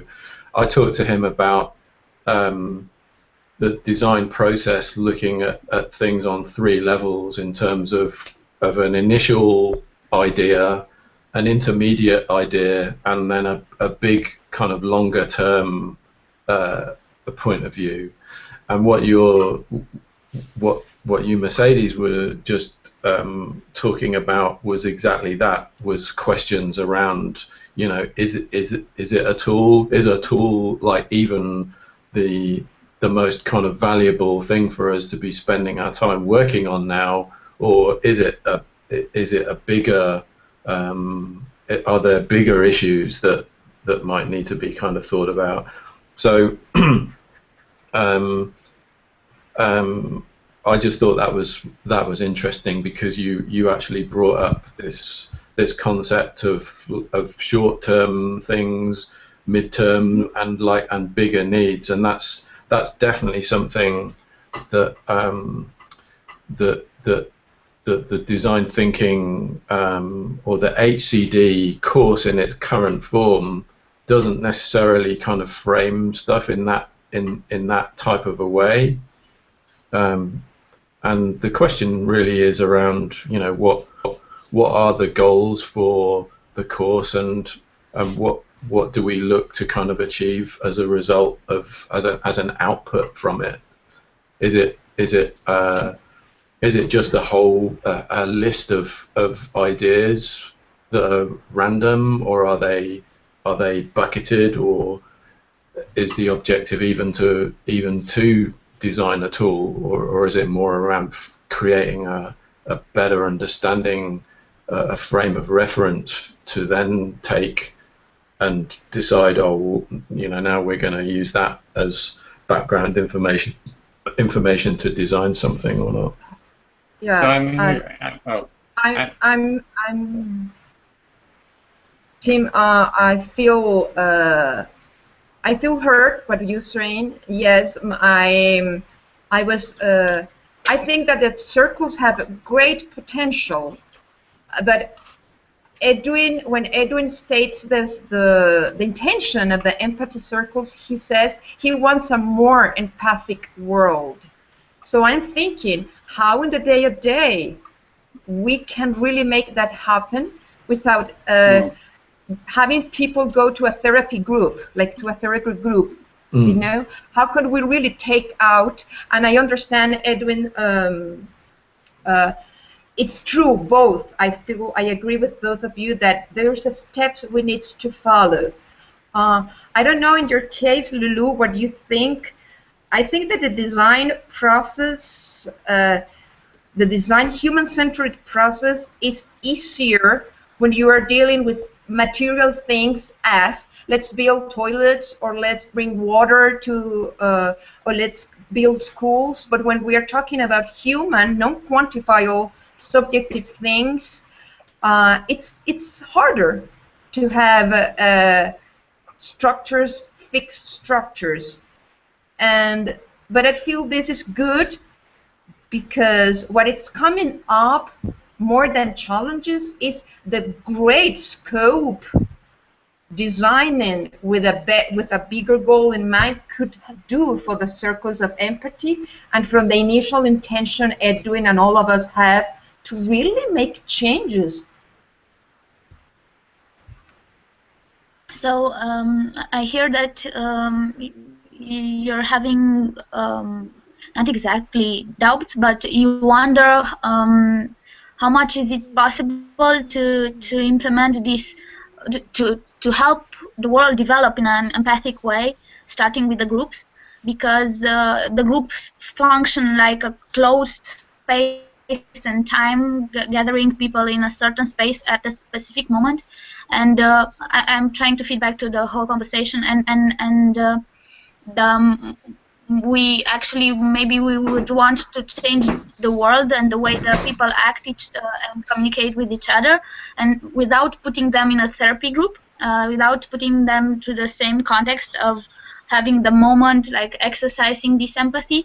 And you're saying that it's good to have these challenges because it makes a more creative approach to the process to achieve the final scope that we stated in the beginning. Is it part of it? It's part. What I'm saying that, okay, the difference between having a self-help tool and really creating a revolution, really creating a movement. And I think that having the chance to redesign thinking using human-centered design, and having such a great theme and work done by Edwin and all his research, deserves to be careful about reducing something that could be really amazing. So I'm just thinking out loud and sharing my thoughts with the group. That exactly is what I put in my visual for you yesterday, Edwin, in the H1 through H3. H3 is the revolutionary ideas. Sorry guys, I'm just talking to Edwin about something that I posted to him yesterday. But Mercedes, you're talking about exactly that. You're talking about a tool as being an initial idea versus what can we do as a revolutionary kind of idea that changes the game altogether. I am sorry, Edwin. We are. I want to make sure that you understand that we are seeing that it's not coincidence. I think, Tim, that you and I, being our creative people, think so similar. But what I want to make Edwin you to feel sure is that we think your idea is so great and has so much potential that somehow, perhaps in a not very wonderful way, we are trying to tell you, Edwin, there's so much here that can be done, and we just want to make sure somehow we can add to it. Mm-hmm. Yeah, so you see the potential, or you think there's a lot here that what we're doing and what I've been creating, and you're wanting to maybe honor that as well, and to bring in the creativity and to kind of offer something to build on it. And Yes, actually, yes. I am excited about how cool this could be. I'm worried about how could be reduced, like, you know, those books or those tools that are awesome, but people don't use them. Okay, so it's like there could be something awesome, but it's like nobody uses it. So you're really looking at how do you do this, and it's something that people actually use, and kind of to bring in that. So really, for it to be effective and be used and implemented. Yes, I feel heard. Okay. Yeah, one thing, I don't know, for some reason what's been coming up for me is I know that having done these empathy circles, maybe I'm speaking to Lulu around this, is that that I know that what happens is doing this over and over again, there's a certain resilience that happens. And having, it's like there's actually a change that happens in us that, you know, I don't have, if I go into an environment like a conflict environment, like once my family had a fight, right? It was like two family members were yelling and screaming at each other. And I had just done a lot of these empathy circles, and I was able to step into the fight and actually listen to both sides. I mean, it was like scary. Like I was like feeling icicles and fear going through me. But by having done these empathy circles, a certain resilience gets built into us. And having that resilience, I was able to like hold that conflict, listen to both sides, you know, doing empathic listening of what we've been doing, exactly this, and then ask them to start turning to each other and listen to each other. And then they went back and forth. And it was, you know, it was my mother and my sister-in-law, and it was about some children got into some gifts at Christmas, and it led to all this. But then they started talking to each other, and this real issue surfaced, and that issue was that my sister-in-law didn't feel part of the family and accepted because she comes from a poor, you know, Russian background or something like that. And then once that was shared, everybody came and they shared how much they cared about her, and those big hugs. And then the whole group ended with hugs. You know, and it turned into actually a family empathy circle. So first they were listening to each other, then other people came in, and then they were doing empathic listening. And this basic process created a safe space for everyone to feel heard. And we went through a lot of pain, a lot of suffering, a lot of groan zone, you know. But in the end, everybody started feeling heard, and then, you know, it ended with big hugs all the way around. So I guess it's just that quality of doing this empathic listening over and over again, practicing it, does create a change and gives us more space to go into environments like that. And now my family does empathy circles, a whole bunch of them. It was like, so that's kind of led to that social change within my family. So that was quite a lot, Lulu, but I just okay, so I tried to make a resume. Yeah, a little short. You are saying that you're glad to already have an experience regarding the way this kind of empathic behavior propagates, the way it gets to other people, and even if you start by rationalizing everything and having a system and a structure and being aware of the structure, this only permits you to have a greater power of controlling it. The resilience that you were talking about, that allows you to transmit it to the others, but not as a structure, just to give it, and it's like diffusion.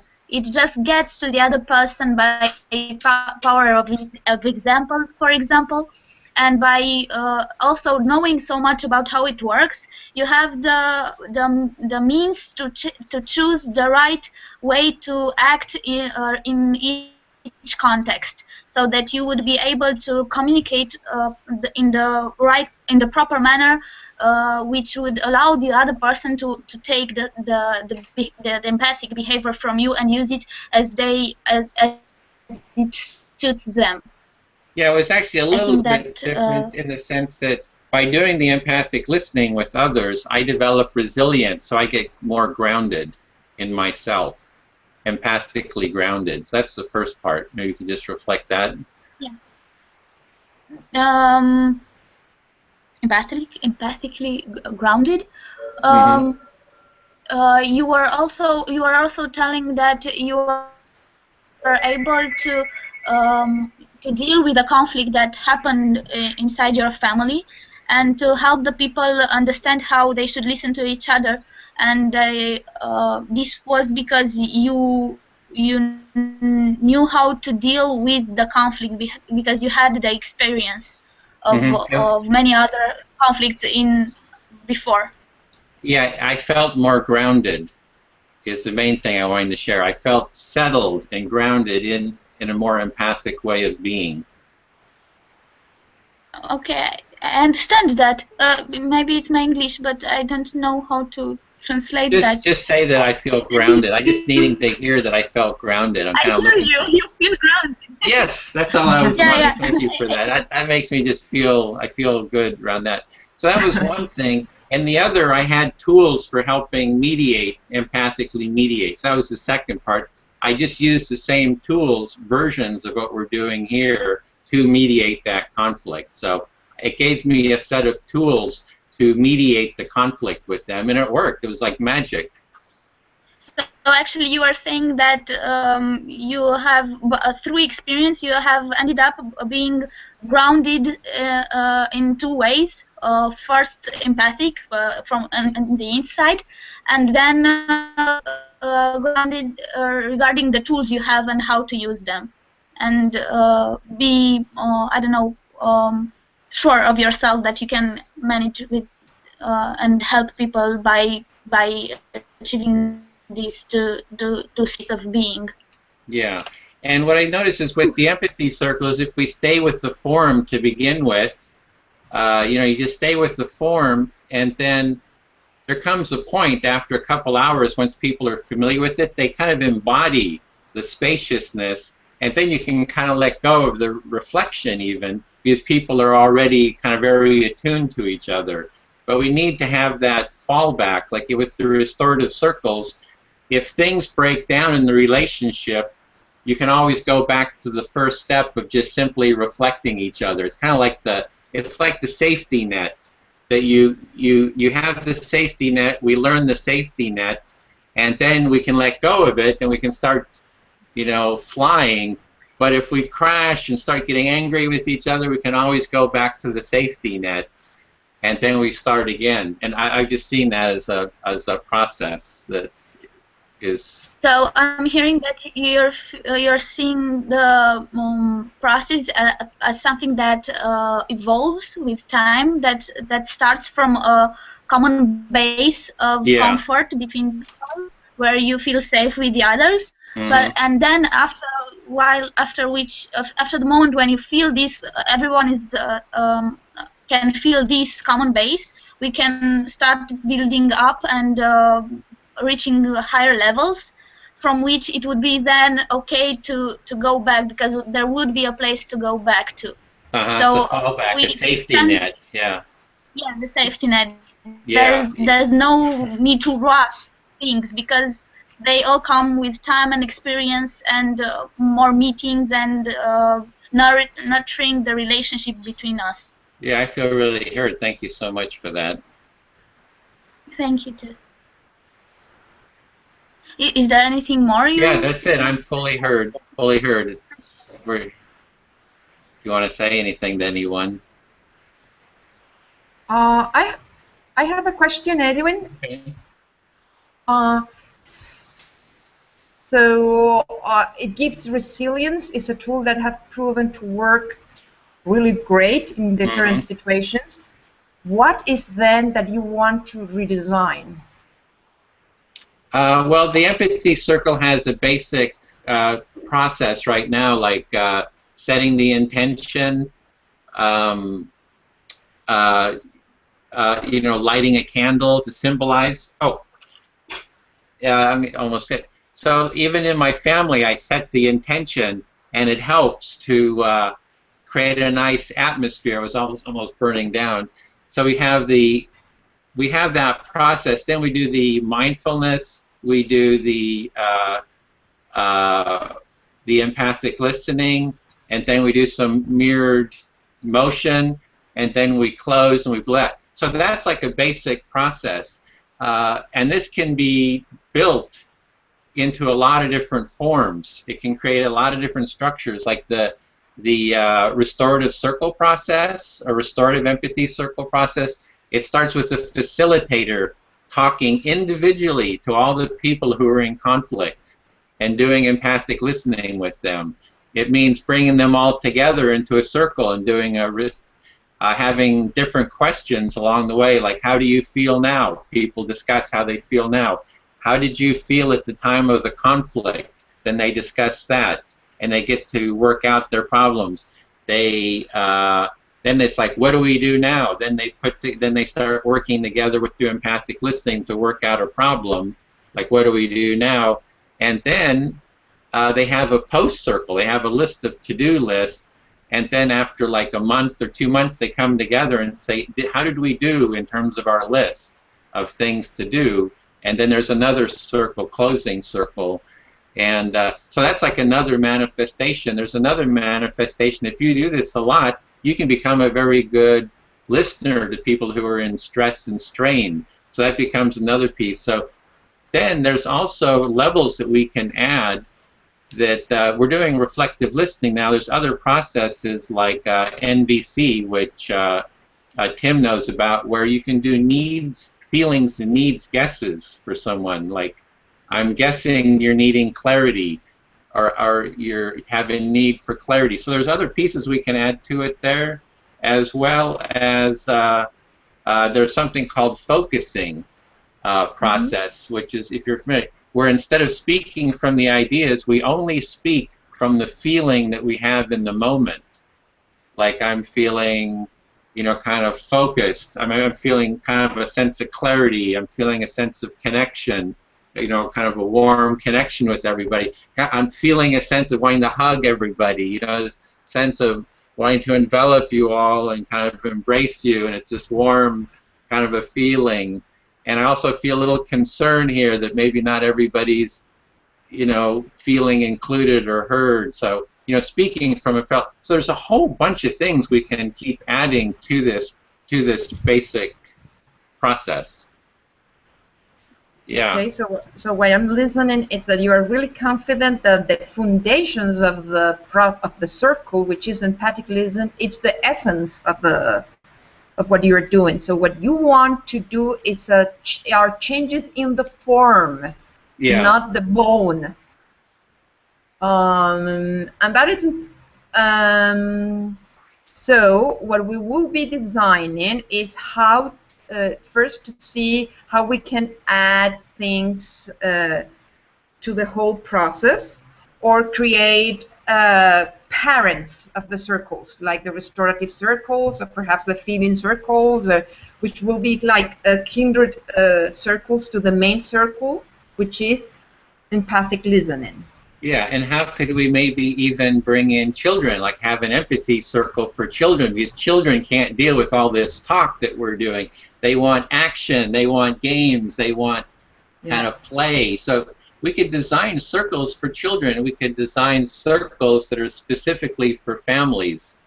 You know, how do families create an empathy circle? So family members, there's so much dysfunction in families because people don't feel heard.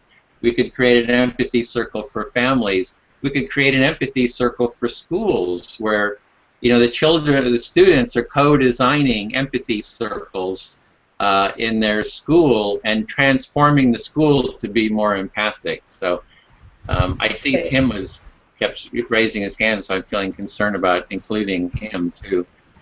So what I'm hearing is that you want to, what are we going to do basically, it's adapt the mother cell, which is empathic circle, to different backgrounds. It's like a team figure form in art. We already, okay, so I pass the, do we feel, that's great. Yeah, thank you. Okay. I really appreciate that. It's really, thanks. Yeah, Tim, you're... Before I forget, what I wanted to reflect on, what was being discussed then from a design perspective, was that that really what we're talking about is a really big, complex subject. It's like it's a giant kind of it's a giant kind of hairball of lots of different ideas and techniques and different people and interactions. And the way that I normally tackle this stuff is to start off by stepping back and looking at the big picture. I usually work with a lot of people and do a lot of whiteboarding and just go as far and wide as possible to kind of surface what the kind of core the buckets that we talked about the other day, Edwin.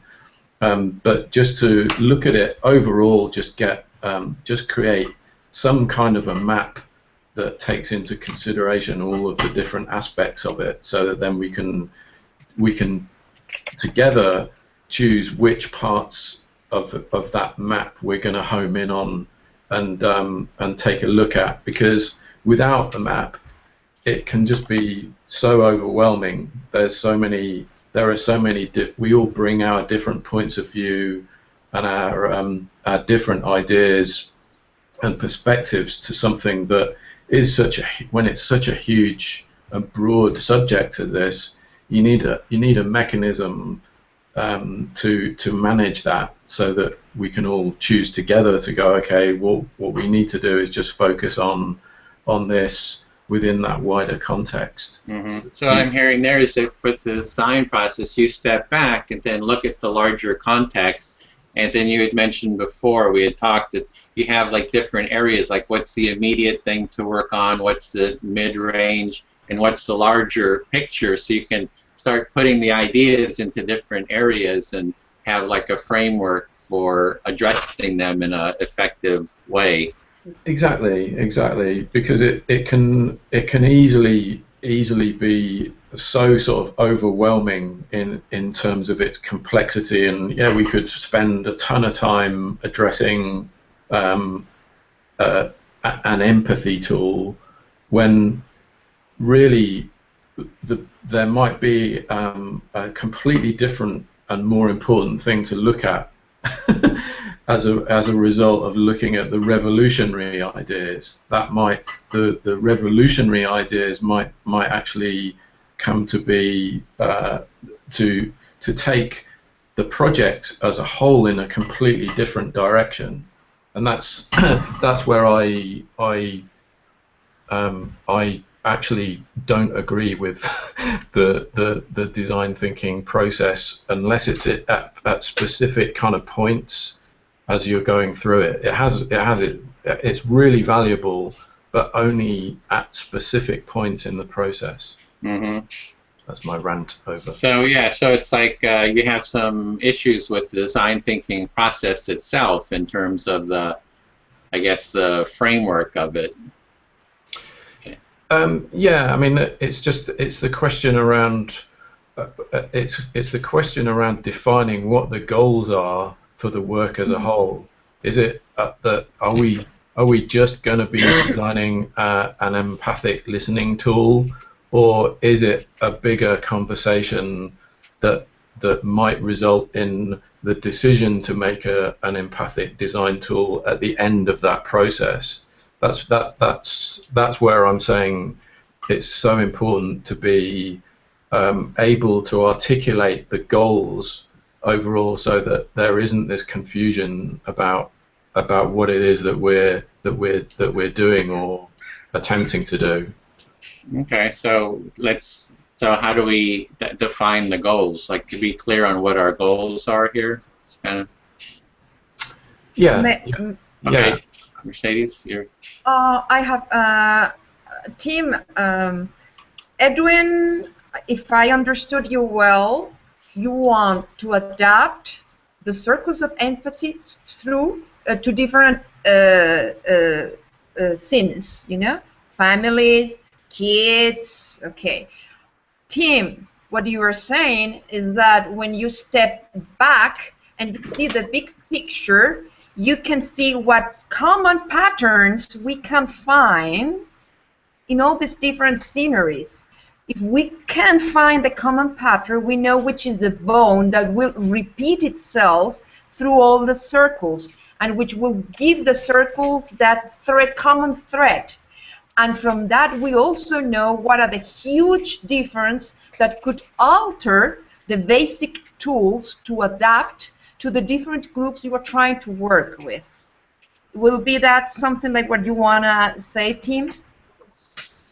Yeah, exactly. It's stripping the idea back to the lowest common denominator, where you say, where you start with what is empathy, what is empathy, and what can we do with it, and why should we do that?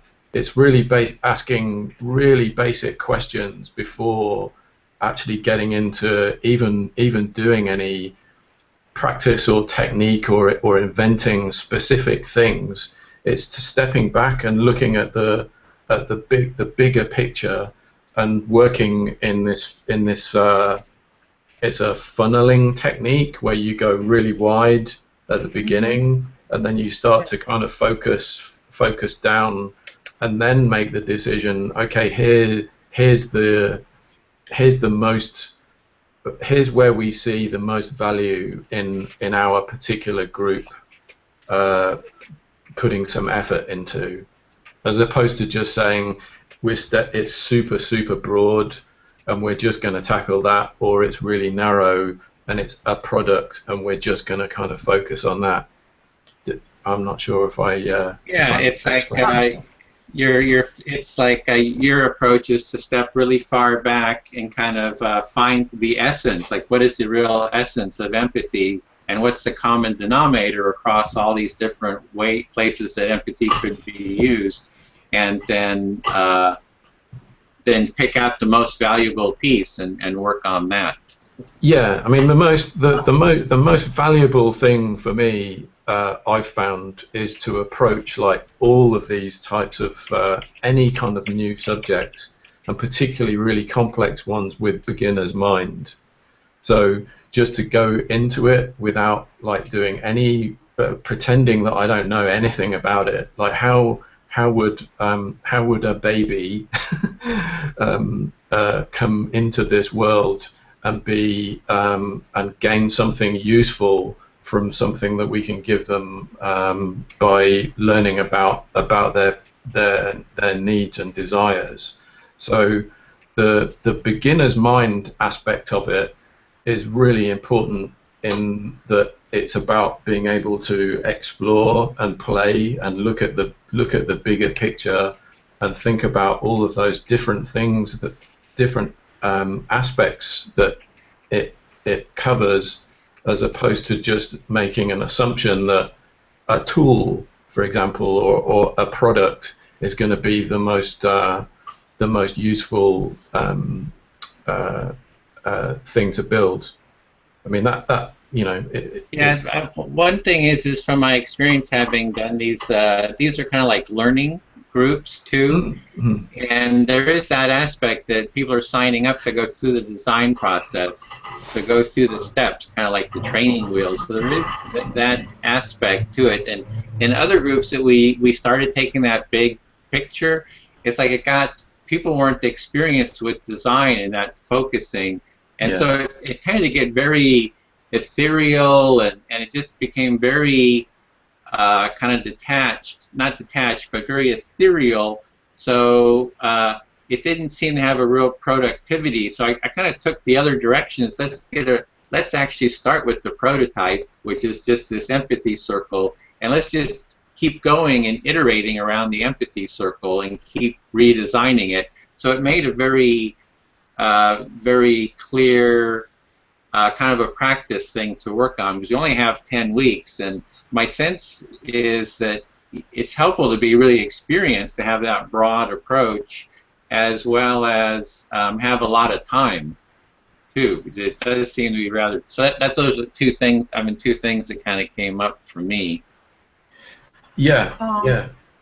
Uh, I just find that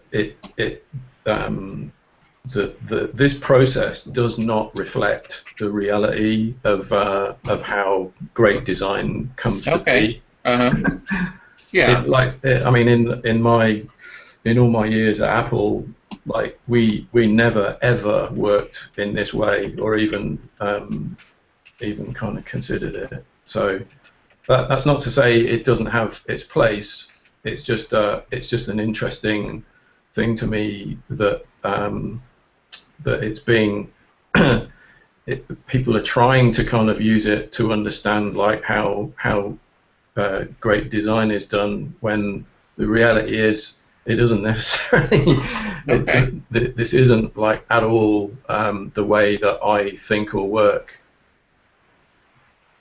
Okay, so we can kind of hold that this course isn't really about what great designers do, and kind of hold that awareness. Is that would that be okay?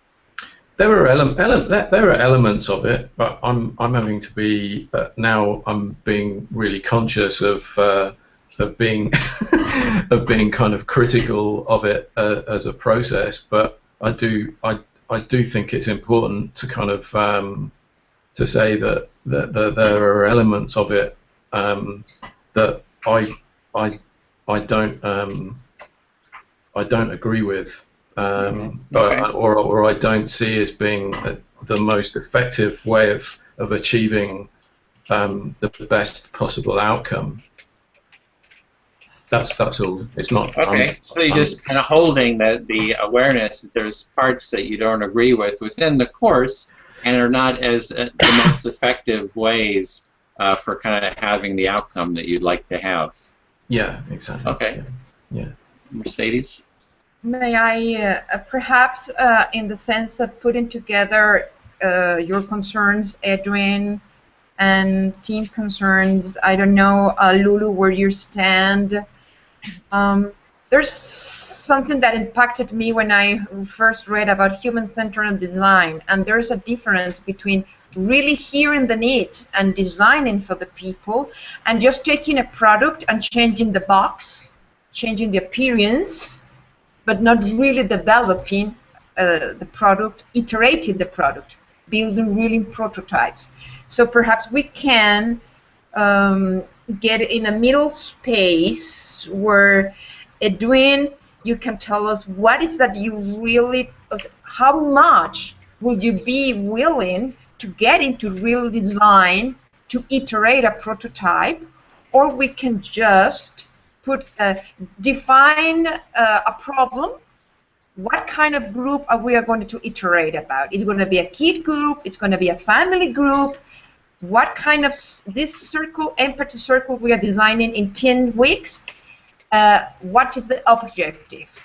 So we can just narrow the design thinking to one objective, because trying to use the tool for many won't work if we don't have the time to step back and see the patterns.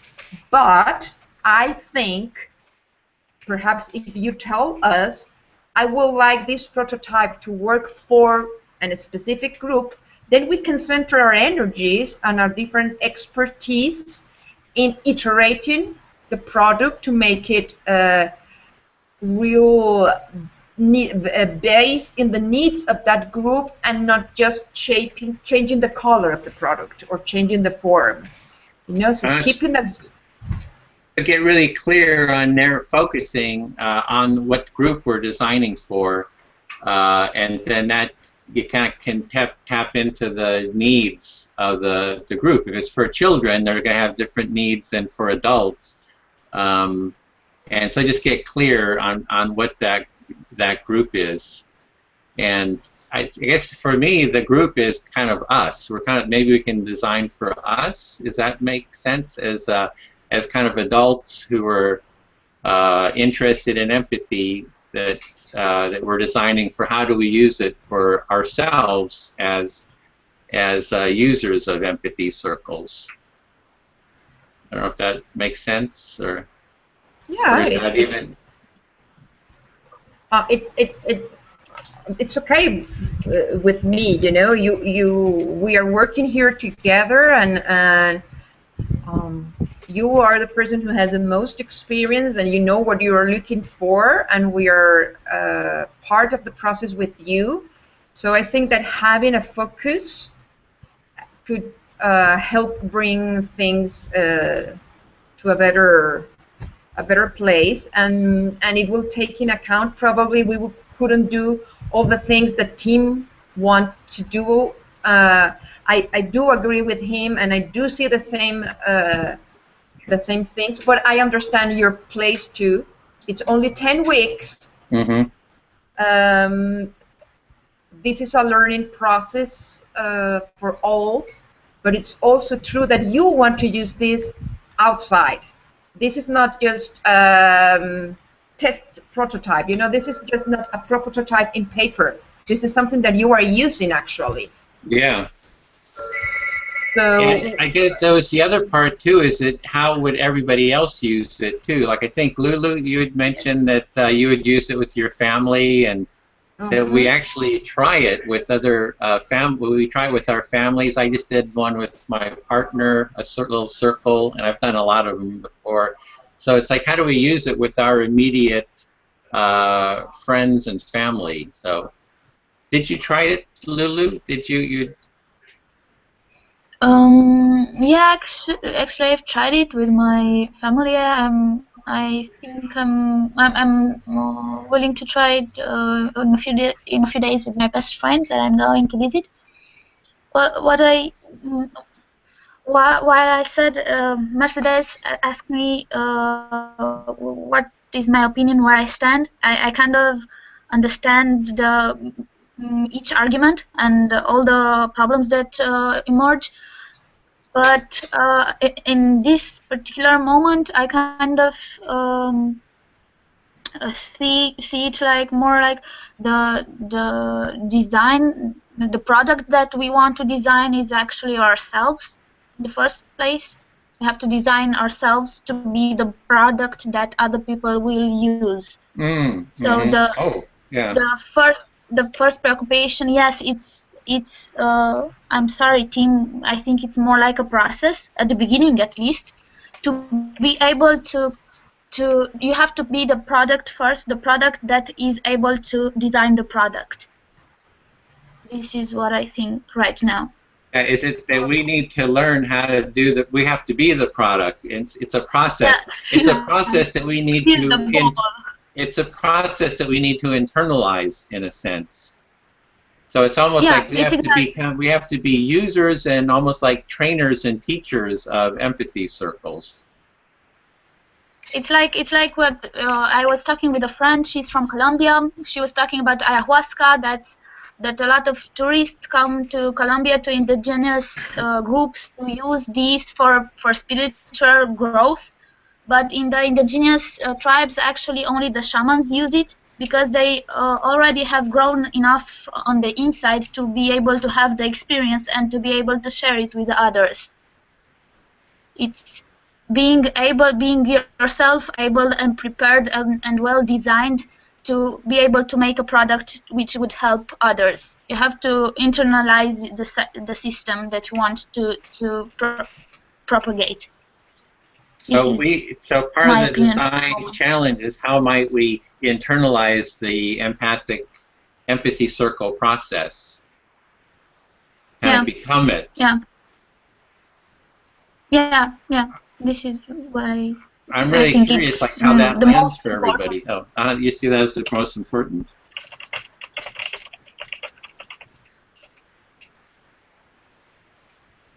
It's like when. I agree 100%, and that's what the world of user experience design is all about. It's about design as a profession is about empathizing with whoever's going to use whatever it is that you're designing, putting yourself in the shoes of the user, and the whole profession of user experience design is around making sure that that you do that as well as possible. So that is the most important thing, I believe, is you know, talking like you walk. Actually having an understanding of the subject and a deep kind of awareness of what the important things are around it, so that you can make something that's relevant. It's to me the relevance aspect of it is what's most crucial, because as a designer, your job really is to edit out everything, get rid of everything that isn't relevant to whoever's going to use it. So in order to create that relevance, you have to really sort of have a deep understanding and know what it is that you're designing for. So you're totally right, Lulu. I agree. It's just that I myself, I'm working with architecture. We do the same. We analyze it. We zoom out a lot so we could see the whole context. But we don't. Empathy is something totally different than any other thing that we are used to learn. We don't used to learn feelings or emotional states stuff. We're not used to that. So I at this moment feel a lot very unprepared. I mean, I have tried to learn myself to be empathic with others, but I cannot judge which grade I could get on that, on empathy. How good am I at empathy? It's clearly that for me that I can't understand people the way they need.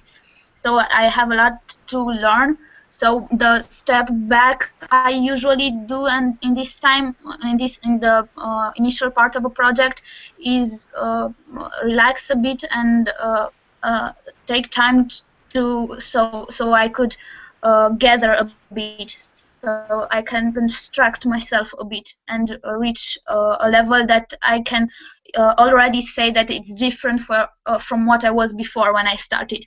So when I see the change in me, I start to get courageous on making solutions or proposing stuff when I'm aware of what happens around me. But this is my opinion now, and that's why I understand Edwin's opinion. It makes perfect sense for me from his situation and yours as well. I know this is my point of view. Mm-hmm. So what I was hearing there is that like in architecture school, they don't teach you about the emotion part of it so much, that you're used to stepping back, and that no. No, they tell in architecture school, everybody tells you that emotion is very important. Okay. But there is no school that actually teaches you how to feel, how you should feel. They teach you that it's important to take care of other person's feeling, but they do not teach you how to listen to someone, how to talk so that you would be listened, how to be understand and understand others at a deep level. So this is other kind of learning. If you are to design this kind of products that are in this kind of domain, it's a bit different.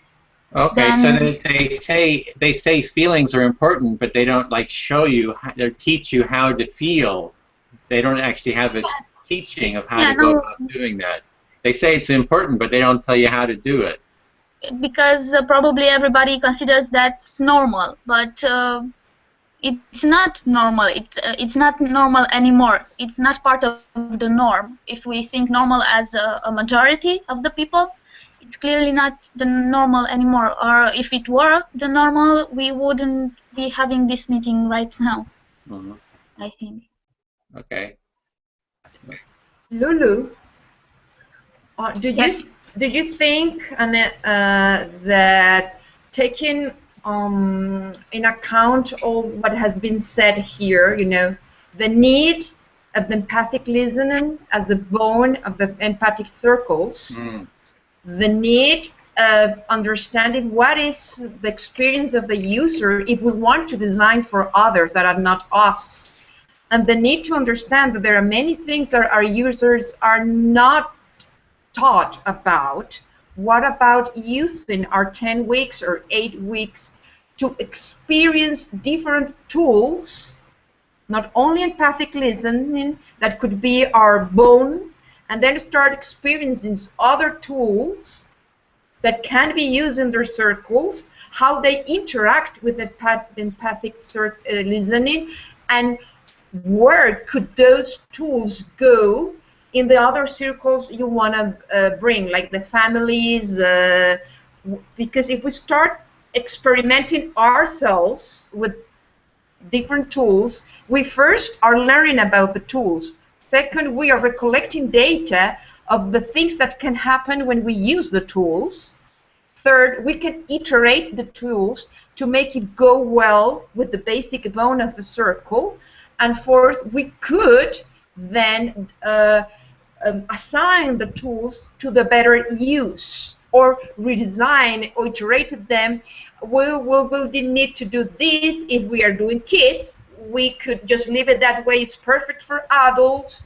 But if the adult doesn't have any experience with emotions, we would probably have to do that. And in this way, we build a bank of tools that go together with empathic listening, and that can redesign the circles and redesign themselves in the process. Will that be a good way to summon your needs and your feedback, Lulu, Edwin's team?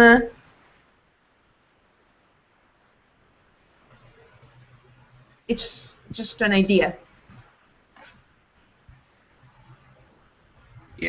Yeah, so what I was hearing there is that you were asking Lulu about, you're looking for what's the bones of what we're doing, and you're seeing that the empathic listening is like the bones of it, and that you're saying we could experiment with other tools and other processes that fit with that basic bone of empathic listening, and that then we can try and iterate around that, try different pieces on top of that foundational bone, and then we can apply the tools to specific situation, as well as apply it, we have that foundation, we can apply it to the children or the family or different situations.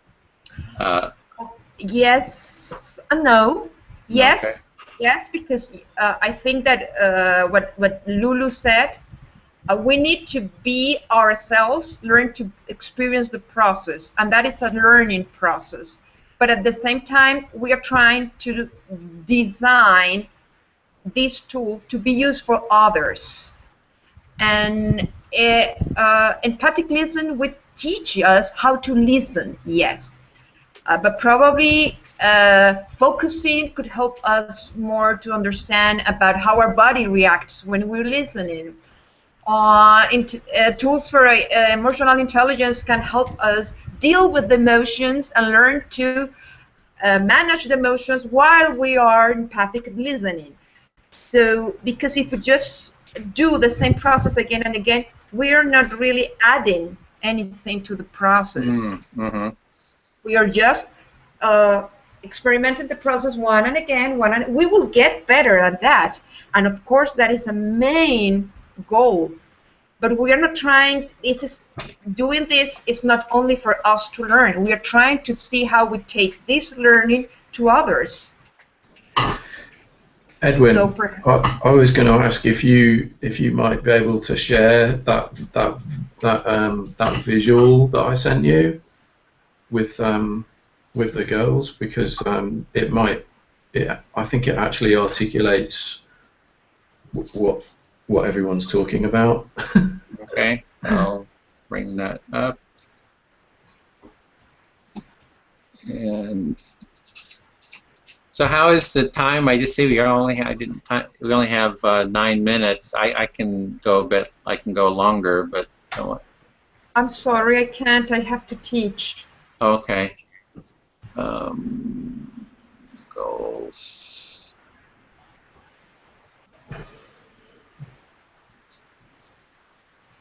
I'm trying to think about how can we be the process ourselves, really feel it and understand it, and how can we build a tool that actually works to be taught to others, to be given for others. I agree with I totally agree with what you said. I just think that it has to be the both of it, and maybe because of time pressure, the best way is would be to start both of them and not neglect to try not to neglect none of them.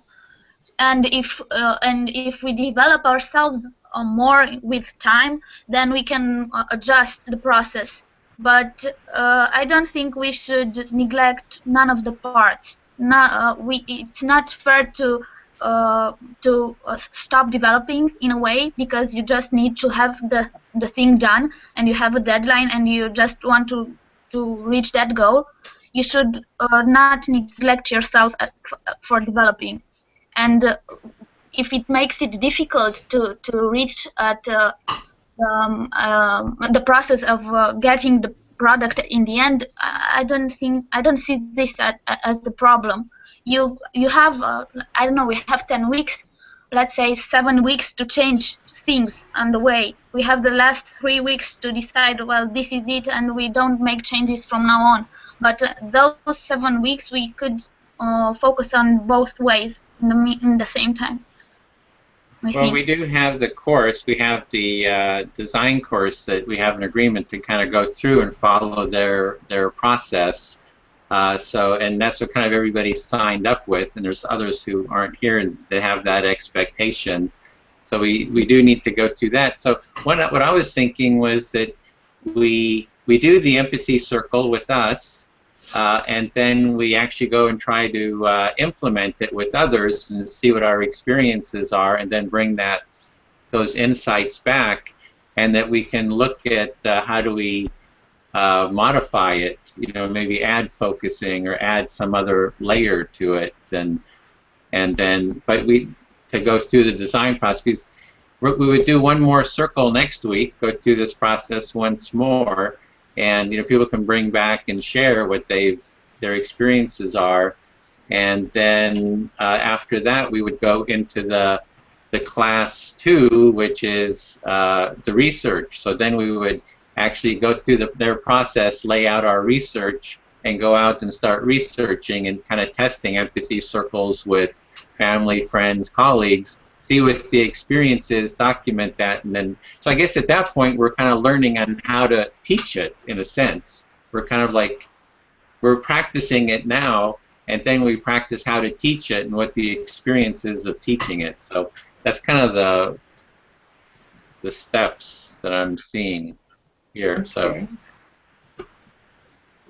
maybe the empathy circles that we're gonna do, maybe it would be useful for us to decide and take different target groups, for example. Mercedes, if you want to talk with kids and start studying, tell us about how they react. For example, my empathy circles are with my family regarding migrants, because we're expecting migrants in Romania as well in November. And I'm very afraid of it, because I have the history that proves that if you don't treat people that come to your country well, they start becoming aggressive, and I see that people don't want to welcome the people that are estranged from our nation. So I'm trying to talk with my mom about this, and maybe get to have someone to live at our house, because they need housing. So this is my concern now regarding empathy, my nation regarding the migrants. And I don't know, each of us should pick a topic so it would be a bit more interesting, or starting to find patterns, if you want. So we could, in the end, start thinking how the research should how should we plan the research on long time, and how should respond to the needs we begin to meet with. Yeah, I would like that we we're just basically over the next 2 weeks, we're kind of gearing up to doing circles, to teaching it, and then we'll actually go more formal in the fourth class, really laying out systematically our research. But between now and then, we can do like little mini tests of the prototype and start gathering insights like that. So, and I'm hearing you're saying, Lulu, that you would start with your family and then be looking at how to bring in immigrants or refugees. Yeah, and you had suggested that Mercedes maybe does it with children, the community she's working with, and I could do it with, with my family and friends here as well. I would like to know Mercedes' opinion about it. This, I didn't want to cut things to say that no, this is what we're gonna do. I would like to know what, if she thinks that we should think things a bit different. Oh, no, it's okay, Lulu. I think that this has been an exercise to try to find out what is actually that we expect to do with this experience of 10 weeks. I don't think as you, I don't want to rush the process, but I also think that if we have to have a goal, and we have a goal of 10 weeks, we need to know what are we working with so we can actually be effective. So I agree with that. I think it's a good idea to tap different groups. I'm not sure, because of the situation here, and because here is holidays, how easy is to work with the kids. So I will look around and ask people about who is willing to experience this. So it's okay. I think that what Edwin said about experiencing the teaching of the group and understanding the process is a good idea, and bring the feedback to see what we can change.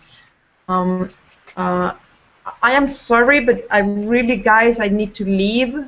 Okay. Okay. Because I have kids waiting for me, and I'm not at school, so I still need to go up to school, and I don't have a car. So. Okay, well, let's do a quick cheers here. Have a nice day. Have a nice You day, too. Mercedes. Woo! Have a nice day, Edwin, team. Lulu. Woo! Yay, Mercedes. Bye. Thank you for the... Thank you to all. Okay. Okay. Well, Bye. that's it, I guess.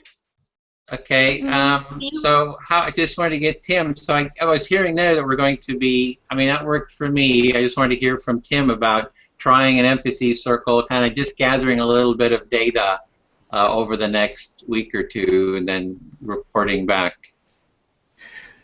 Yeah, I'm up for anything. I mean, the most important thing from my perspective with any of this stuff is is how important it is to articulate the goals up front, so that everyone truly understands what it is that we're trying to do, and so that for me is a kind of a really critical thing. How do you feel we're doing with the goals yet? Still, it hasn't been nailed down yet, or? No, it doesn't. I mean, I think what really helped was when you and I spoke yesterday, and to articulate the education, the learning, the HCD process, the design part of it as part of the education, and the practice. They're three separate things to me. And what I feel is really important is that everyone has a kind of clear understanding, if that's the right way to go about it, that everyone gets that and sees the value in working in that way. Okay, so there was I don't think I got all of them. The first one was the education of learning the human-centered design process was one, to gain an understanding of that, and then the other one. What was the other two? Well, there are two things. There's the learning the HCD as a process, and there's the practice of empathic listening. And what we're doing is we talked about designing an empathy tool as part of the education process, and we're using the empathic listening practice, the observations that we take from that to inform designing the tool. So the question is, do you explain if that's the right thing, if that's actually what you want to do? We need to make sure that everyone understands that it's articulated like really clearly, so that everyone knows what it is that we're doing and what the outcome is hopefully going to move towards. Okay, so what I was hearing there, it's about really articulating the goals and that everybody's aware of them. And so far, you're seeing the education of learning the HCD process is one. There's the education part of the practicing of the empathic listening, getting good at that. And then there's the third goal of being able to facilitate an empathy circle to teach it. Yeah. And then there's almost like the fourth one is like redesigning it. Well, it's all in that that visual that I sent you. Mm-hmm. I would the way that I personally would have explained this as a project leader is that I would have stood in front of that GIF and run through it and had a discussion around whether everyone understands it or what changes we think we would like to make, whether we think that's the right way to go about it. Do you see what I mean? Yeah, so to have this kind of frame the discussion, say here's the model of what we're doing. We're learning the HCD process. It's broken down into the design component, which is creating an empathy tool, and that was the 3 levels there of the immediate, and kind of seeing how that resonated. And then there's the practice. So that's the practice, and how is it like the teaching? How does that fit in, or the facilitating that we become? Because we're kind of like becoming facilitators of it and researchers too of the experience of it. Mm-hmm. Yeah, so that might, that for instance, that could be something that needed to be put into the practice field. But the point of what I'm saying is that there needs to be a brain dead simple articulation of the model and what the expected outcome is, so that everyone can get what it is that we're doing and why. So how do we go about doing that? How would we do that, like in practical steps, like time-wise, and what would be like an effective way of doing that? Well, the way that I would do this, excuse me, is I would share that visual diagram with everybody and have a discussion around what we think, whether we think that works, and what changes we think would need to be made to change it, to make sure that just to make sure that we get everyone's buy-in, and that also that we each individually see how it's interconnected and what personal value we can get from it. How long would you feel that we need for going through that process? Usually that sort of thing's really quick, because the better job the visualization of the model is, the easier it is for everyone to understand. The quicker you can come to a consensus around what needs to change versus what doesn't. in terms of time, I would say like it could be half an hour. Okay.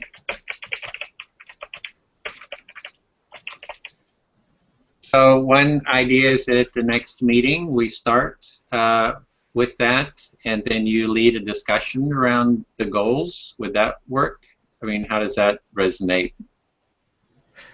Yeah, I'm happy to do it. All I'm doing is I'm helping you, hopefully chipping in with helping you understand how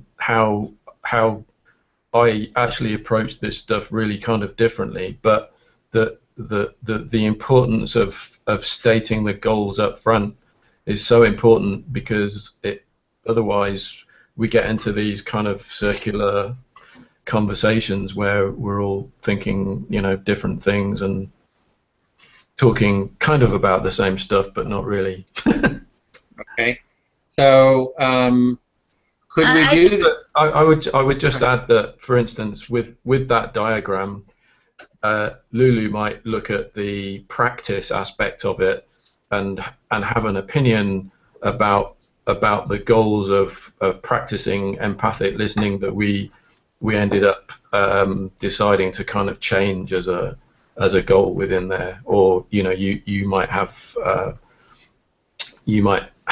an opinion that you didn't want to address any, for example, intermediate or long-term sort of ideas. You just want to get like something done and built. So let's just focus on that and not worry about any of the other stuff. So it just gets, it's an opportunity for everyone to chime in and get consensus on what it is that we're doing and why.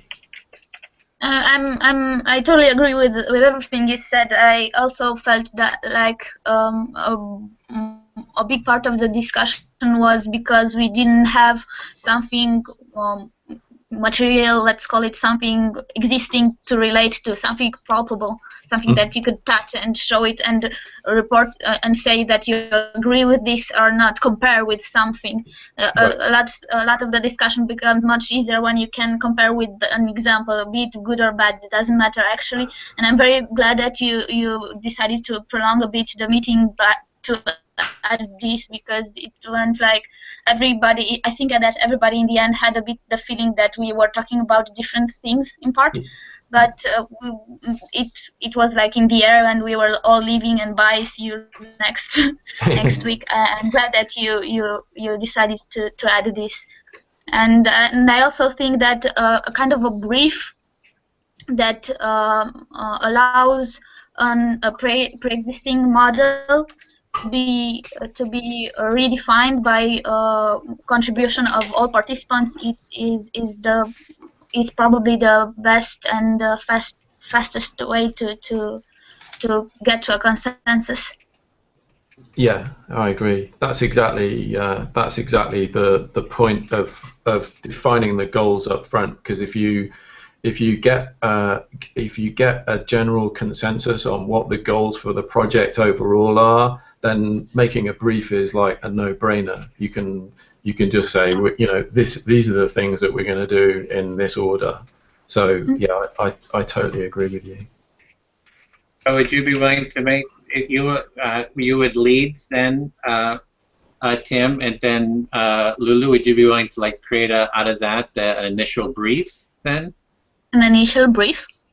As I understand it, like you have this discussion, then you create a brief from it. Yeah, but a brief. It's how should I? Can you explain it? A brief, like in design terms, right? I was talking about a brief in architecture or design, which is the what you're expected to do. This meaning of the term brief. I was using this one, not a resume, but a brief of is what we are. If we have the goal, then we get we divide it in smaller kind of objectives that we need to be reached, so we reach our goal in the end. It's something like that, right? Mm-hmm. Tim? Okay, so there's the goals, and then the brief just lays out what we're going to do, the different pieces of it. Yeah, there are two things. There are defining the goals and defining the outcomes. What outcome are we expecting to achieve? That's it. Dead simple. It's so what we end up doing is being able to objectively map the goals to an outcome. So a goal might be we want to use our observations in the empathic listening as a way of exploring ideas for the tool. The outcome might be that we want to create a tool that embodies some of those observations. For example, that's a totally loosey-goosey way of explaining it, but yeah. That was somehow my perspective as well. So one thing I was looking at. Oh, sorry. Is there more? No. So the outcomes, there wouldn't be one person to guide out the defining of the outcomes. It would be participatory as well. Oh, could you lead that part then, or? Oh, okay, sure. Okay.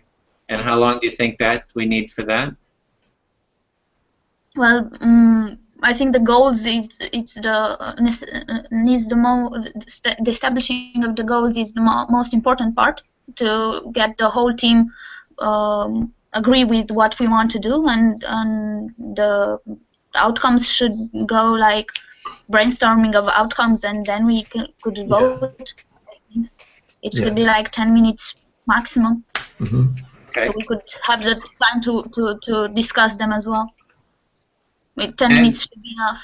Okay, then at the next meeting, Tim will start the meeting, and then we'll go into Tim leading 30 minutes of the goals, and then when that's completed, Lulu will lead the 10 minutes of brainstorming around the brief. Okay. Then, and I was wondering, what do you think about, since it seems like the core of what we're really doing is not just the empathy circle, but empathic listening. Seems to be like almost like the core piece. It's this Carl Rogers, empathic listening, reflective listening.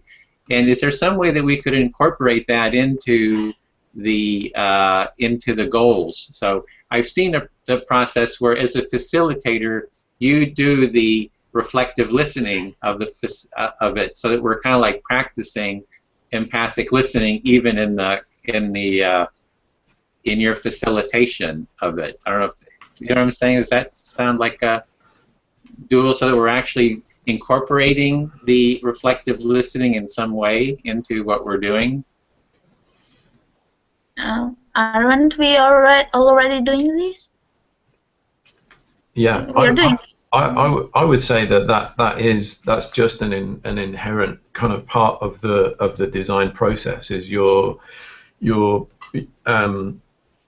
just talking and discussing and listening to people's concerns around the way things that they care about, ways that they might get value from this stuff, how might it which aspects of it may be most relevant to them. So what you're doing with design really is just listening to people's needs and wants with regard to in our case the general subject of empathy. So the way that I approach this stuff is not to sort of say what would be your ideas as a user of an empathy tool. I would say, tell me about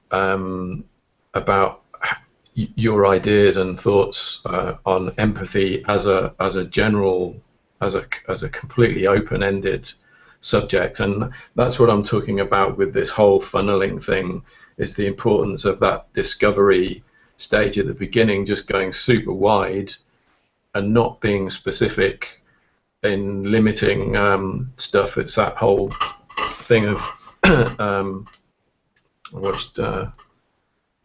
What was it? There's that classic quote of Henry Ford asking people,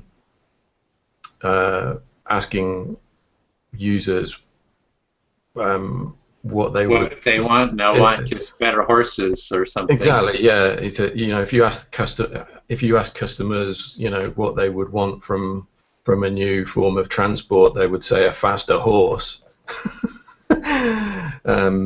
or there's a whole bunch of things with it, but the point is just making sure that the subject overall is kind of considered in a wider picture, and then you just you focus in and find the little bits of information that come from people's individual experiences and opinions. So that's what you're going to do with the goal setting?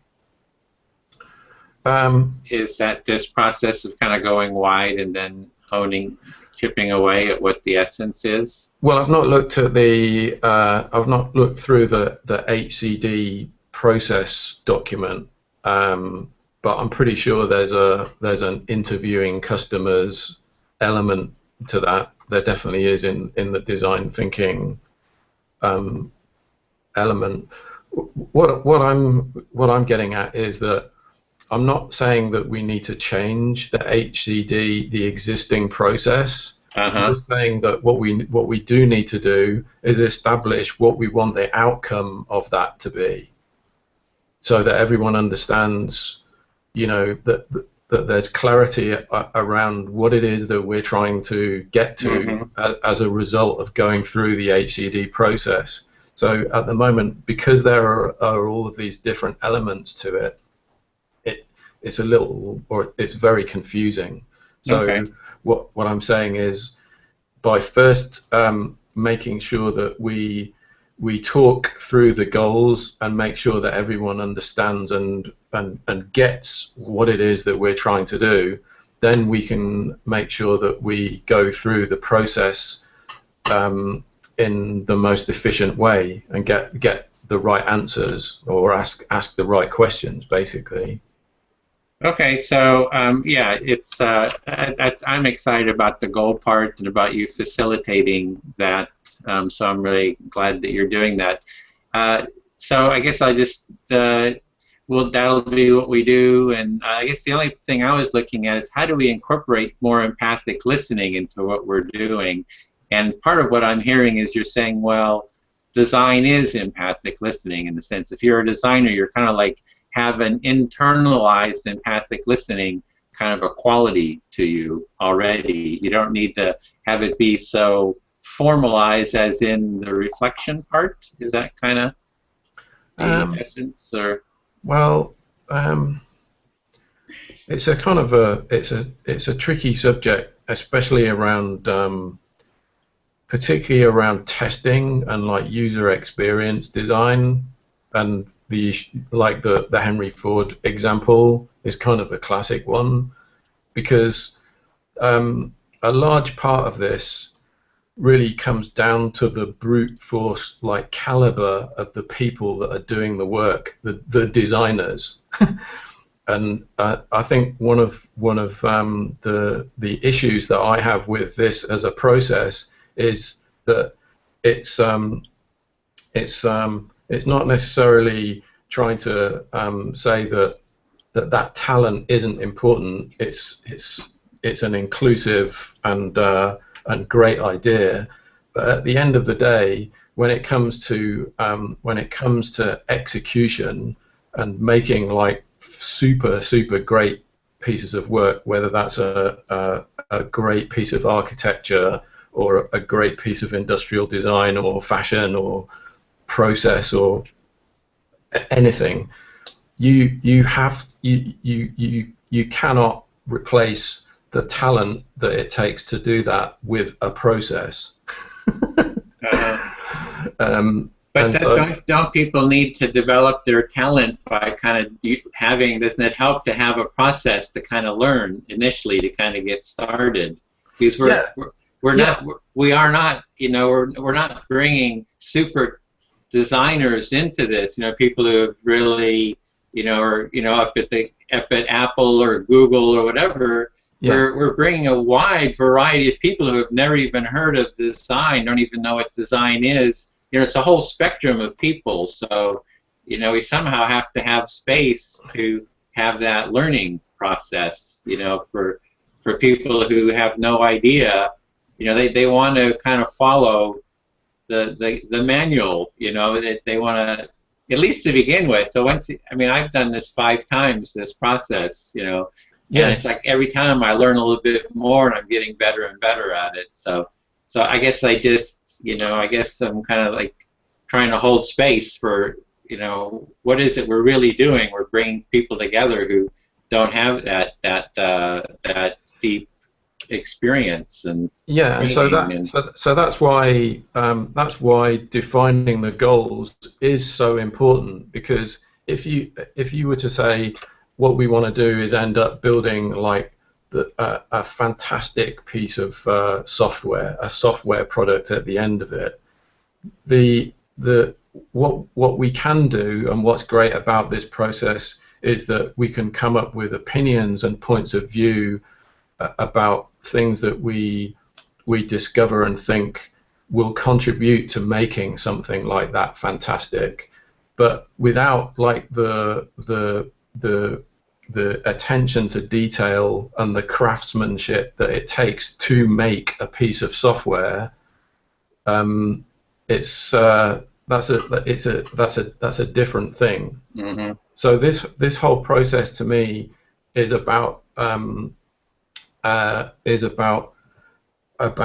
having different opinions and bringing different ideas and points of view to surface something that's an idea that can then be taken and turned into something. Mm-hmm. So that's why I'm saying that the defining the goals is so important, because it's very confusing if you say, well, what we want to do is actually is that my phone? That's my phone, just answering machine in the background. So. But yeah, I'm all for it. I would say, yeah, if you're really saying it's important to have these goals, and we're gonna let's just do it. Next week we're just gonna do it, and so we don't need to. I'm totally there with you. I'm excited about you, leading this. So I'm really grateful for your participation and that you're gonna bring this into it, because I guess it's helping me in terms of just being able to see how we set those goals. So I'm really excited about it. But I do notice that we're gone about half an hour over, which is fine with me. But my friend is calling, so I probably should. We usually go for a bit of a walk afterwards. So cool. Okay. Is everybody okay? Is there anything important that anybody needs to be heard about? Does everybody feel fully heard? Is there anything else that before we end? I think so. I mean, I think I just want to make sure that I'm not at all. I'm not down on the process or trying to kind of subvert it in any way, but that it can be amazingly frustrating if there isn't that kind of clarity of what it is, why are we here, and what are we doing, and what are we making the best use of our time with?